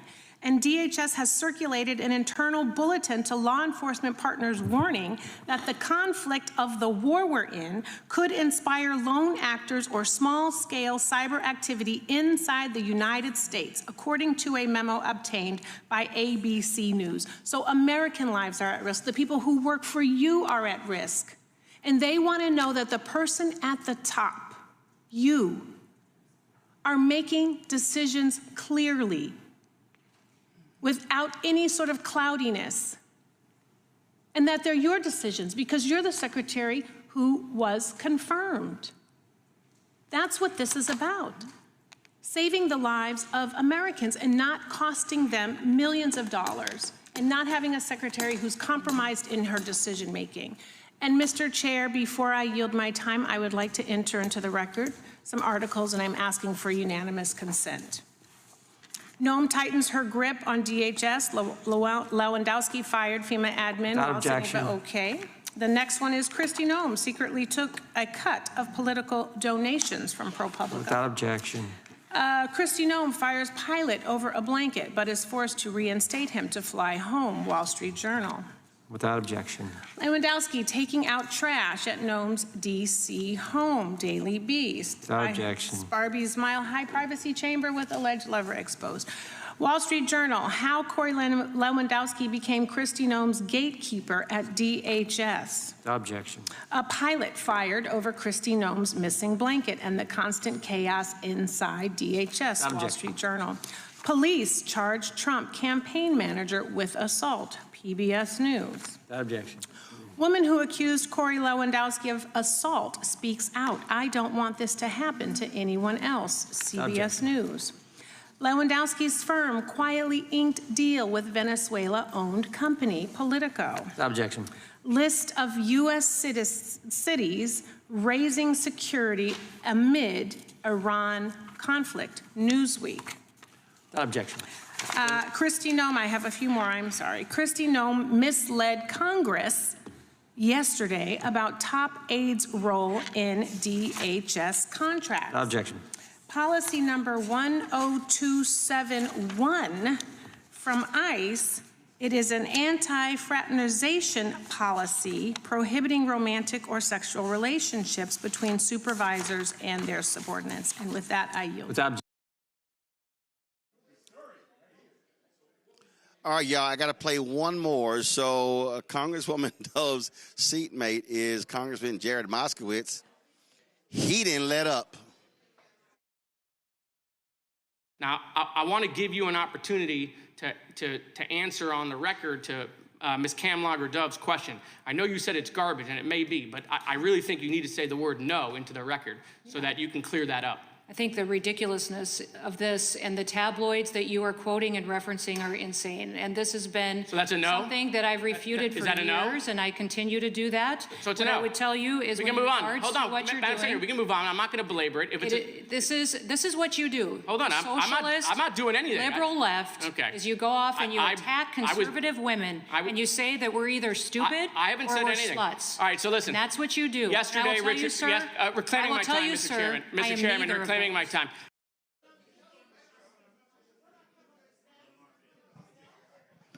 And Nola, today she got fired. She sure did. But wait a minute. When you played that first clip, only her lips were moving. Like, I don't. Okay, anyway. But yes, she got fired while she was on stage.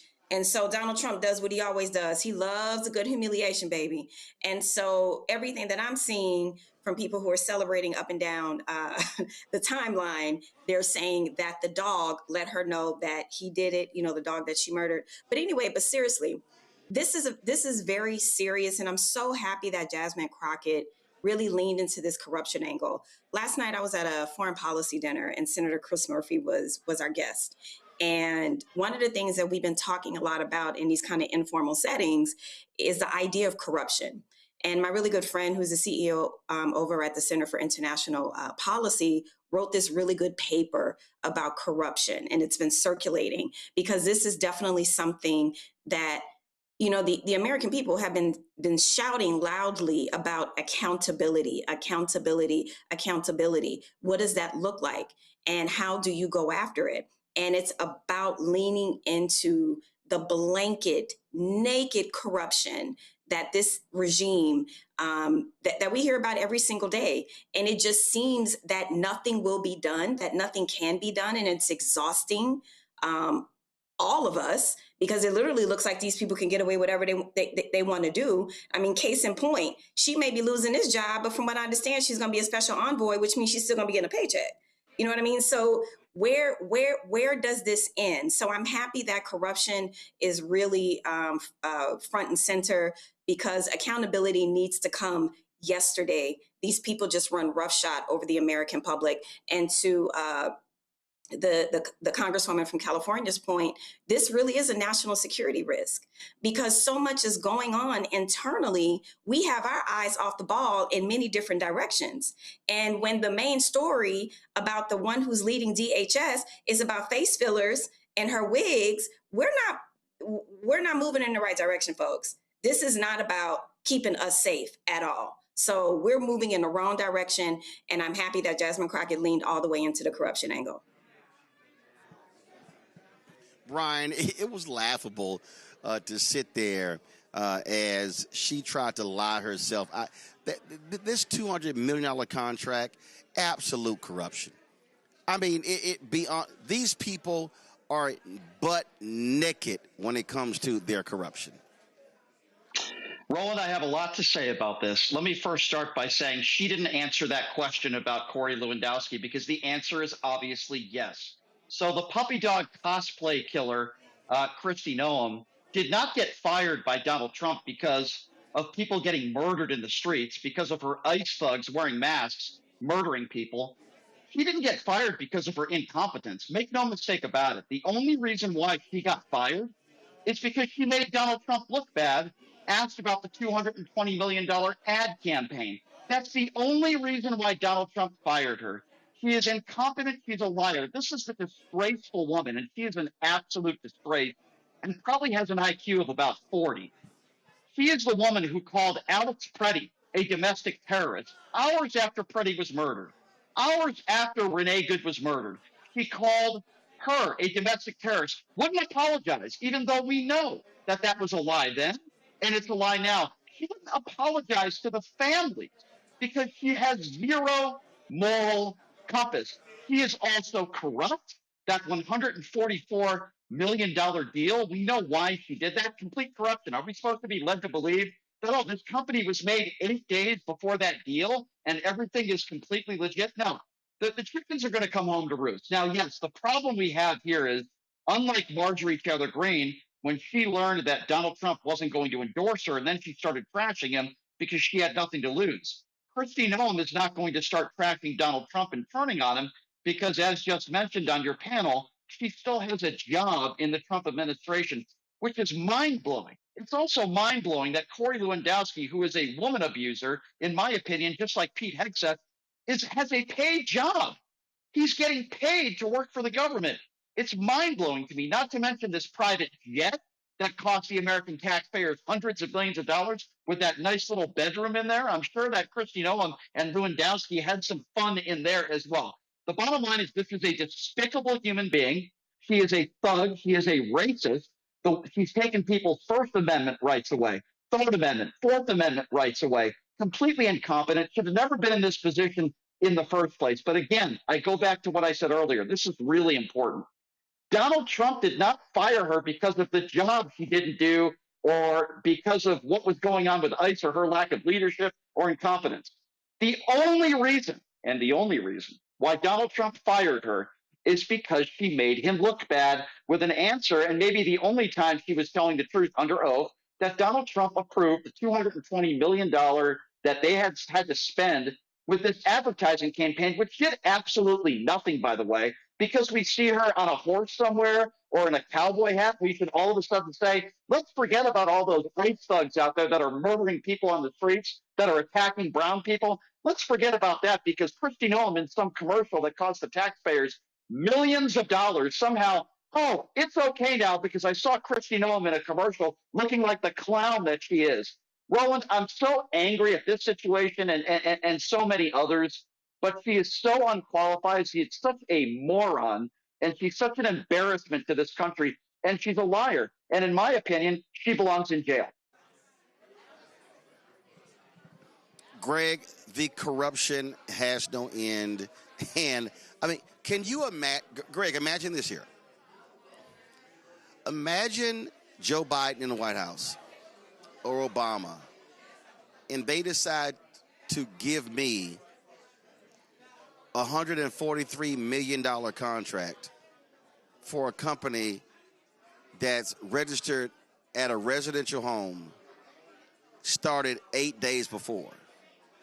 Not a single Republican. They would be losing their minds on Fox News, conservative talk radio, but these people don't care. They embrace, support the rabid corruption of these thugs. I said they were going to rape and pillage the country, and this ad campaign, it was not only to enrich her friends, it also was to put money in the pockets of conservative media, because those commercials didn't run anywhere else but conservative media. Absolutely. Absolutely, Roland. They are purebred thieves. Forget $143 million. They'd come after you for $1,438. It wouldn't matter.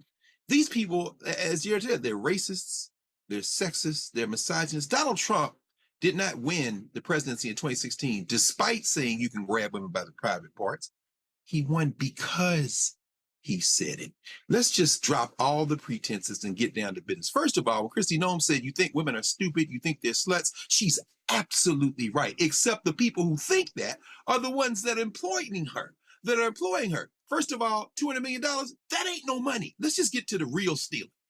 The crypto king, Steve Witkoff, with his friend Jared Kushner, Trump's son-in-law, with the dead man suit, shaking down everybody for billions, the Saudi sovereign funds, and all of that money that they're stealing, which is why they're over in Iraq, gonna shake them down after they shook down Venezuela. Let's talk about Doug Burnham, who's in Venezuela, talking in Caracas with Rodriguez now as they build a portfolio after this white woman speaking Spanish who gave up her damn Nobel Prize to Trump is saying she's coming back to Venezuela. They're gonna try to take Rodriguez out, but it's all about the oil. It's all about the minerals. $200 million, first of all, ain't no money. The stuff that's going on with AI at the Department of Defense, the shakedown of the Ellison family who are shaking down mass media now, so Paramount can swallow Warner and add CNN to the portfolio. Kristi Noem ain't stole no money. She a little white woman in a little world where they hate women, but let's get to the central point that we're talking about right now. Not only did she not lose her position in the federal government, she got promoted. The special envoy to the Shield of Americas is 13 heads of state in Latin America, from Latin America, who are meeting me in Miami over the weekend. And she's the one that's supposed to be the U.S. representative of the Don Road Doctrine. Do you know what that means? If you hated what she did in Minneapolis, if you hated what she's done on the streets of the United States, they just put her over doing it for the whole damn hemisphere. Let's be crystal clear. They playing in our faces, finally. Mark Wayne Mullen. I think, do you know why Mark Wayne Mullen is going to be nominated? You know why he's going to take over March 31st? Because Trump likes them big, burly, wrestling ass white boys. This is a former MMA fighter. He'll probably be with his shirt off on July 4th wrestling on the White House lawn. This the man that tried to snatch that sign out of Al Green's hand. This the man a couple of years ago that tried to fight the president of the Teamsters. This is a brain-dead meathead who will have no problem getting up in everybody's face, balling up his fist, and boy, Donald Trump, as his body dissolves in front of us, as his homoerotic incel spirit clings to this notion of dying white masculinity. This the kind of man he loves. Kristi Noem got promoted today, and Mark Wayne Mullen is going to continue with business as usual. Although if I'm Kristi Noem's husband, boy, that thing he swallowed as he sat there and they gave it to her right there in his face. My God, Byron Noem, I'd say I'm sorry for you, but I'm not. It was pure comedy. Ice Barbie. No longer Department of Homeland Security Secretary. Y'all going to a break. We come back. Black Star Network headlines with Brittany Noble, plus more interviews here as we are here broadcasting live in Chicago at the Rainbow Push National Headquarters as folks are gathering here as we speak. Literally right next door, the Rainbow Push alumni are having a big meet and greet here in the chapel and also upstairs as well. Swing around there, get a shout of that. And so we come back. We'll chat with some of them right here on Roland Martin Unfiltered on the Black Star Network.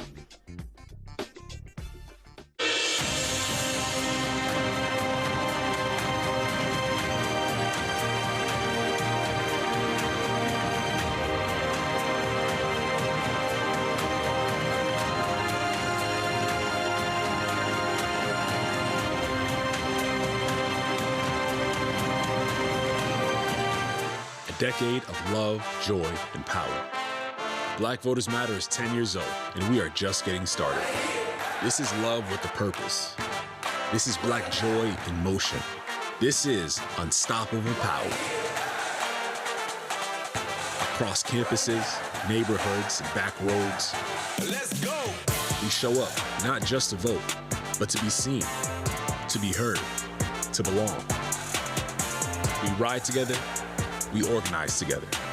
We remind each other that our voices matter, because they always have. Black Voters Matter is about more than ballots. It's about housing and healthcare, clean water and living wages, education, reproductive freedom, and dignity. It's about turning pain into action, turning belief into movement, turning community into power. We don't wait to be invited. We bring the energy. We bring the love. We bring the people. Because when Black communities come together, we don't just survive, we thrive. This is how change happens. This is how history moves. We organize, we build, we win. How you doing? I'm Mark Curry, and you're watching the Black Star Network. That's why I got these glasses on, because that black star is bright.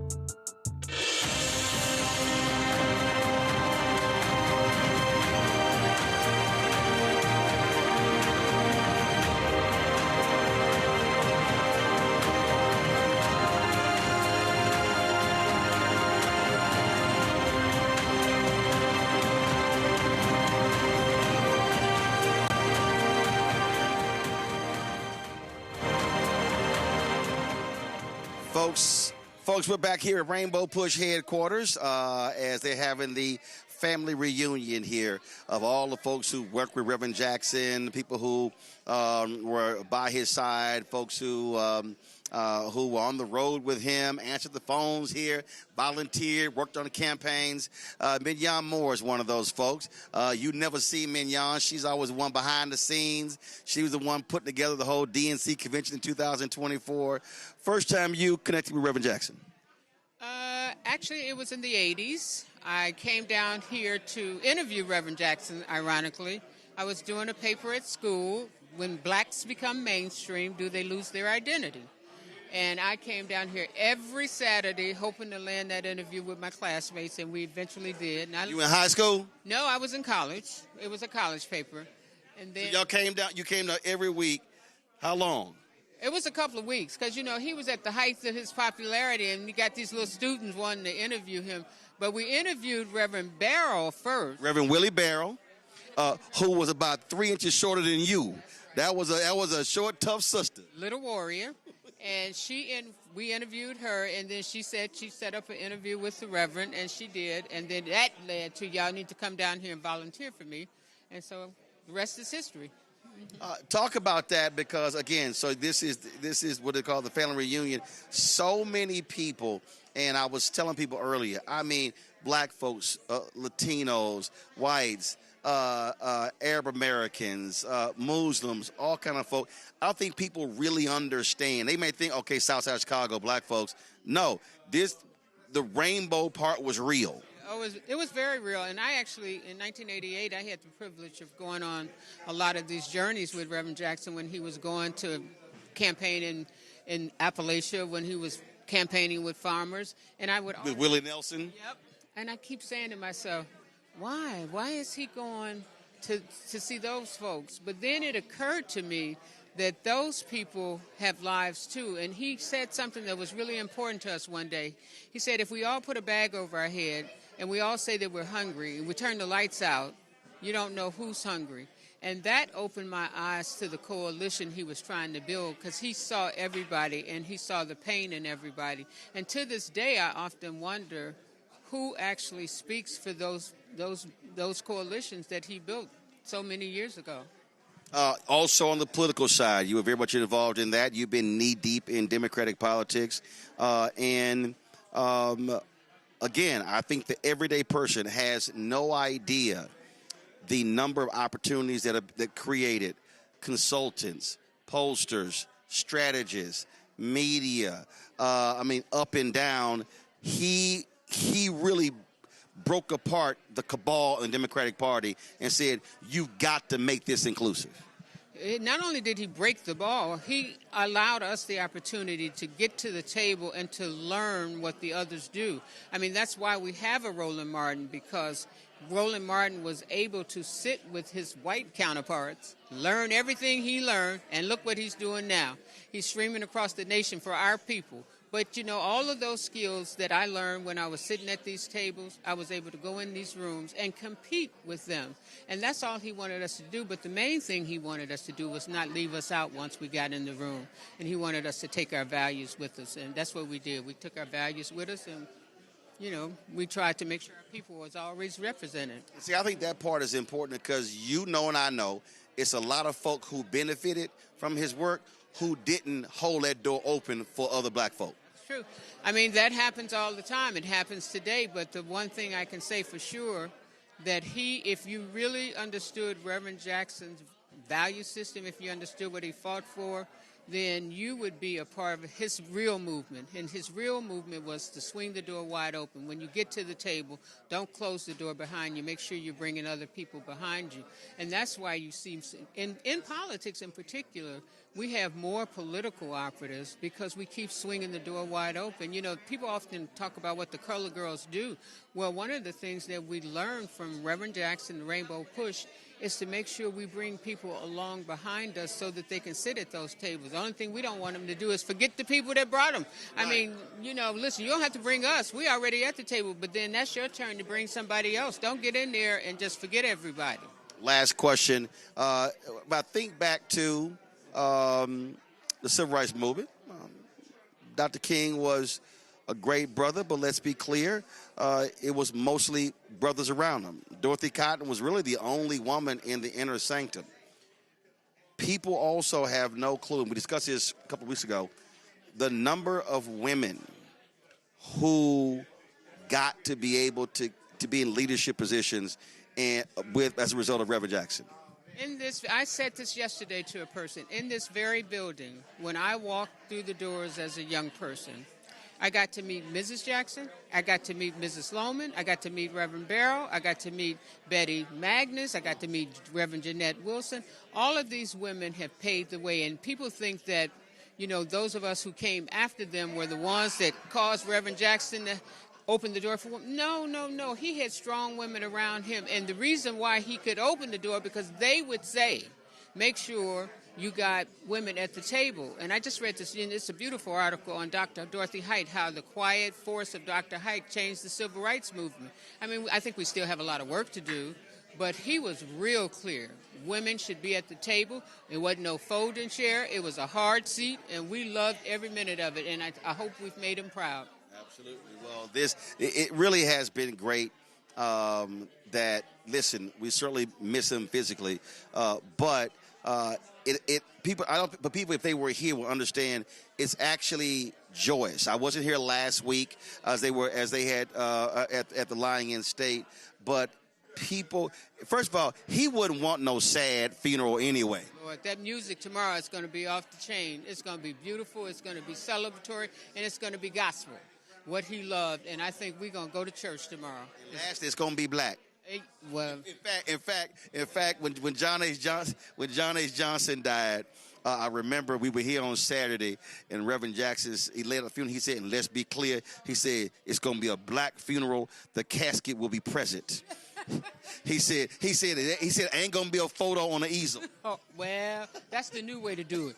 Tomorrow we're going back to the old landmark. Yes. All right. All right, Mignon, I appreciate it. We're going to chat with Janice Mathis in a second.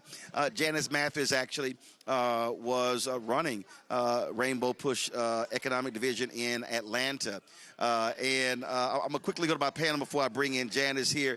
That point made there, Nola, again, people have no clue the number of women who were involved in Rainbow Push from the beginning, present day.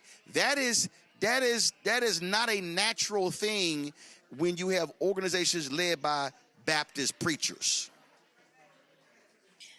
Well, I mean, true, but also there is such a long history of women, being in the background. But to your point and everyone else's point about Rainbow Coalition, that is a very special thing, right? It's for everyone. It's for common struggle. So it makes sense to me in an environment like that it's going to be a lot of women, especially when you're bringing different cultures and groups together that have more of a matriarchal kind of way of doing community and organizing. It makes a lot of sense to me. And I am so happy that you just talked to Mignon, because you were so right. This woman is at every meeting, whether it's like a local meeting or a regional thing or a national thing. I am so happy that you just spotlighted her, because the work that this woman does behind the scenes, people need to know her name. So I'm just so happy that you gave her that moment. But, women, we historically have been in all of these spaces. And I'm really grateful to Reverend Jackson that he understood the assignment in terms of what women are capable of doing. And, when we come to the table and it's time to organize and it's time to get things done, we get it done. So I'm so happy to see Mignon spotlighted like that. And I got to go. Greg, I know you got to go. No, I appreciate it. Thanks a lot. Greg, you were shaking your head as it happens. And so literally what's happening in the chapel right over here, it is jam-packed, y'all. And so they're taking a family reunion photo. I don't know, Antoine, turn the camera. just to get a glimpse of it, see if you could try to zoom in as well. But they, like I say, it is jam-packed in there. These are folks who have known Reverend going back 50-plus years, people who are 40, 30, 20, 10 year, who have come through here, grew up here. These people were coming here every single Saturday. All the different campaigns, y'all, Reverend was always leading some protest. He was always leading some action. These were the people who he leaned on. And so he had his, obviously, Greg, he had his personal family, but his Rainbow Push Coalition family was just as important. Brother, when Minyon Moore said that music gonna be off the chain, I see they going into the Clay Evans Chapel. I can think of Clay Evans' version of I Won't Complain, and since Stevie Wonder gonna be singing, I can only hope that he'll do a version of Clay Evans' I Won't Complain, because he did it at Ira Tucker's funeral in Philadelphia, brother, from the great gospel world. That's going to be something. And you're right, that convening, and I agree with Nola, you know, these movements are largely women. The Black Panthers was majority female. People don't know that. SNCC, for example, and again, Bernard Lafayette, that hits hard. I knew his then wife, Colia Lafayette, then Colia Clark. She helped us put together Philadelphia Freedom Schools, a true warrior. But SNCC, you talking about Black women. Marimba Ani now, you know, Donna Moses. I mean, you go through the list, Joyce and Dory Ladner. So it's not only not an anomaly, that's how Black people organize. Now, that patriarchy can absolutely and has absolutely been a problem. But Black women will let you know when, okay, you done huffed and puffed. Now let's get down to business. And Jesse Louis Jackson's ego was huge, but what was huger was his character. In other words, I know when to be who I am in all my fullness, and I know when to move in the rhythm with everybody else.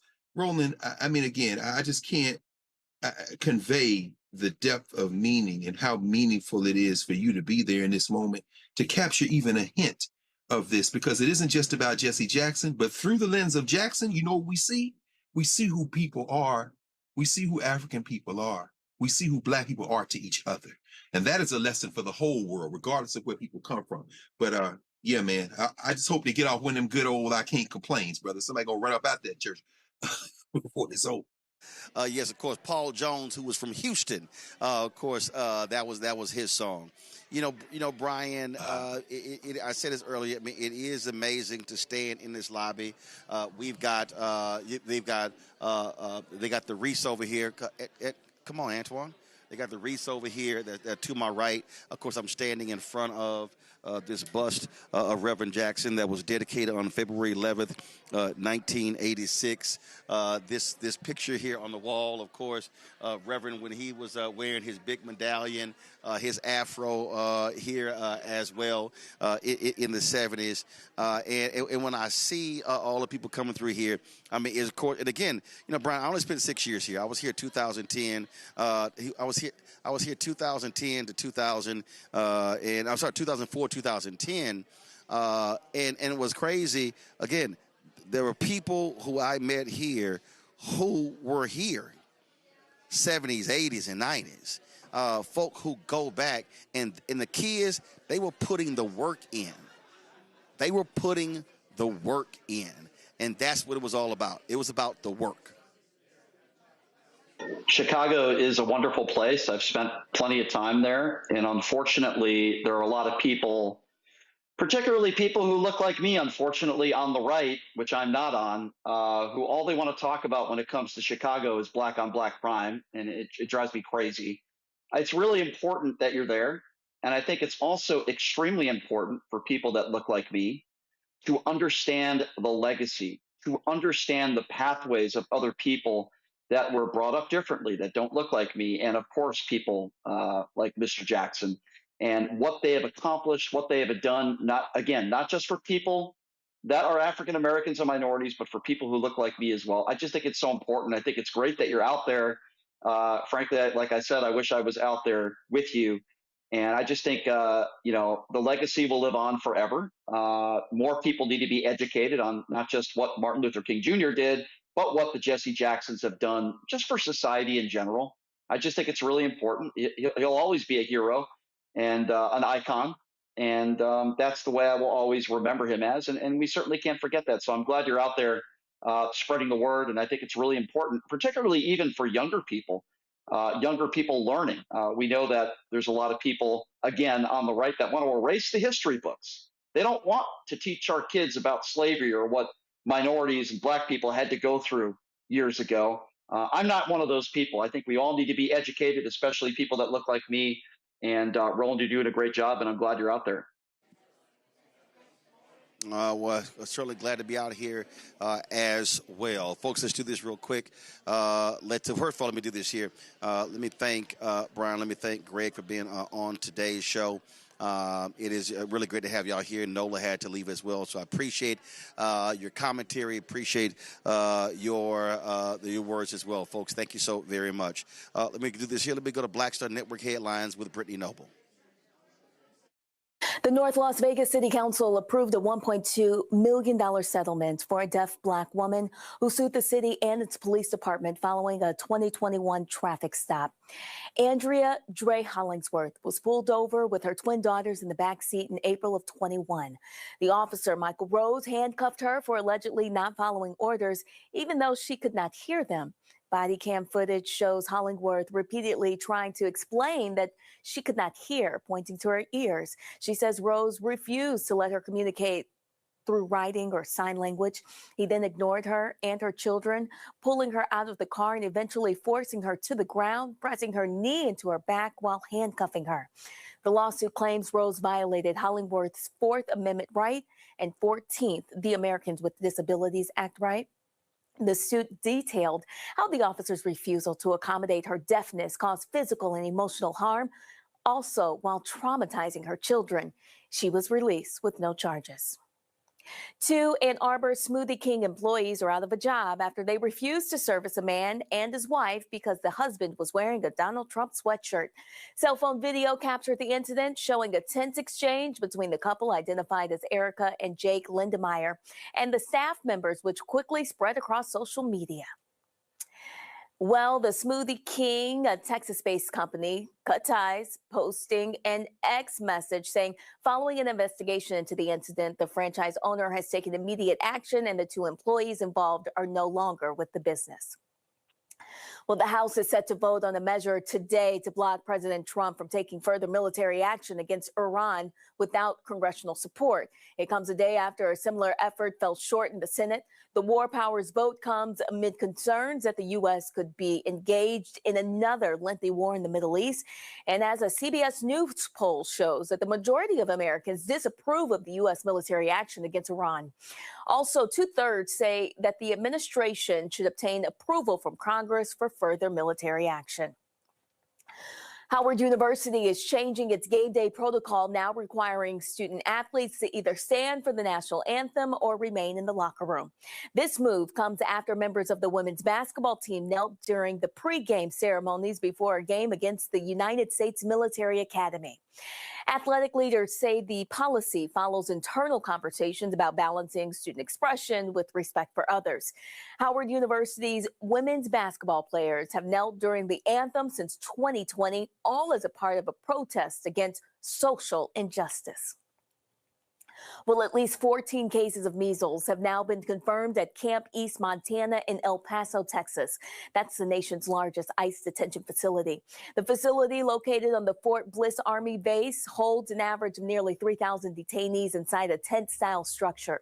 Officials say people who have tested positive for the highly contagious disease have been separated from others in an effort to prevent further spread. Congresswoman Veronica Escobar says that the outbreak has forced the facility to close to visitors and attorneys. Escobar is now calling for the detention center to be shut down and for an investigation into the contractor that's operating the facility.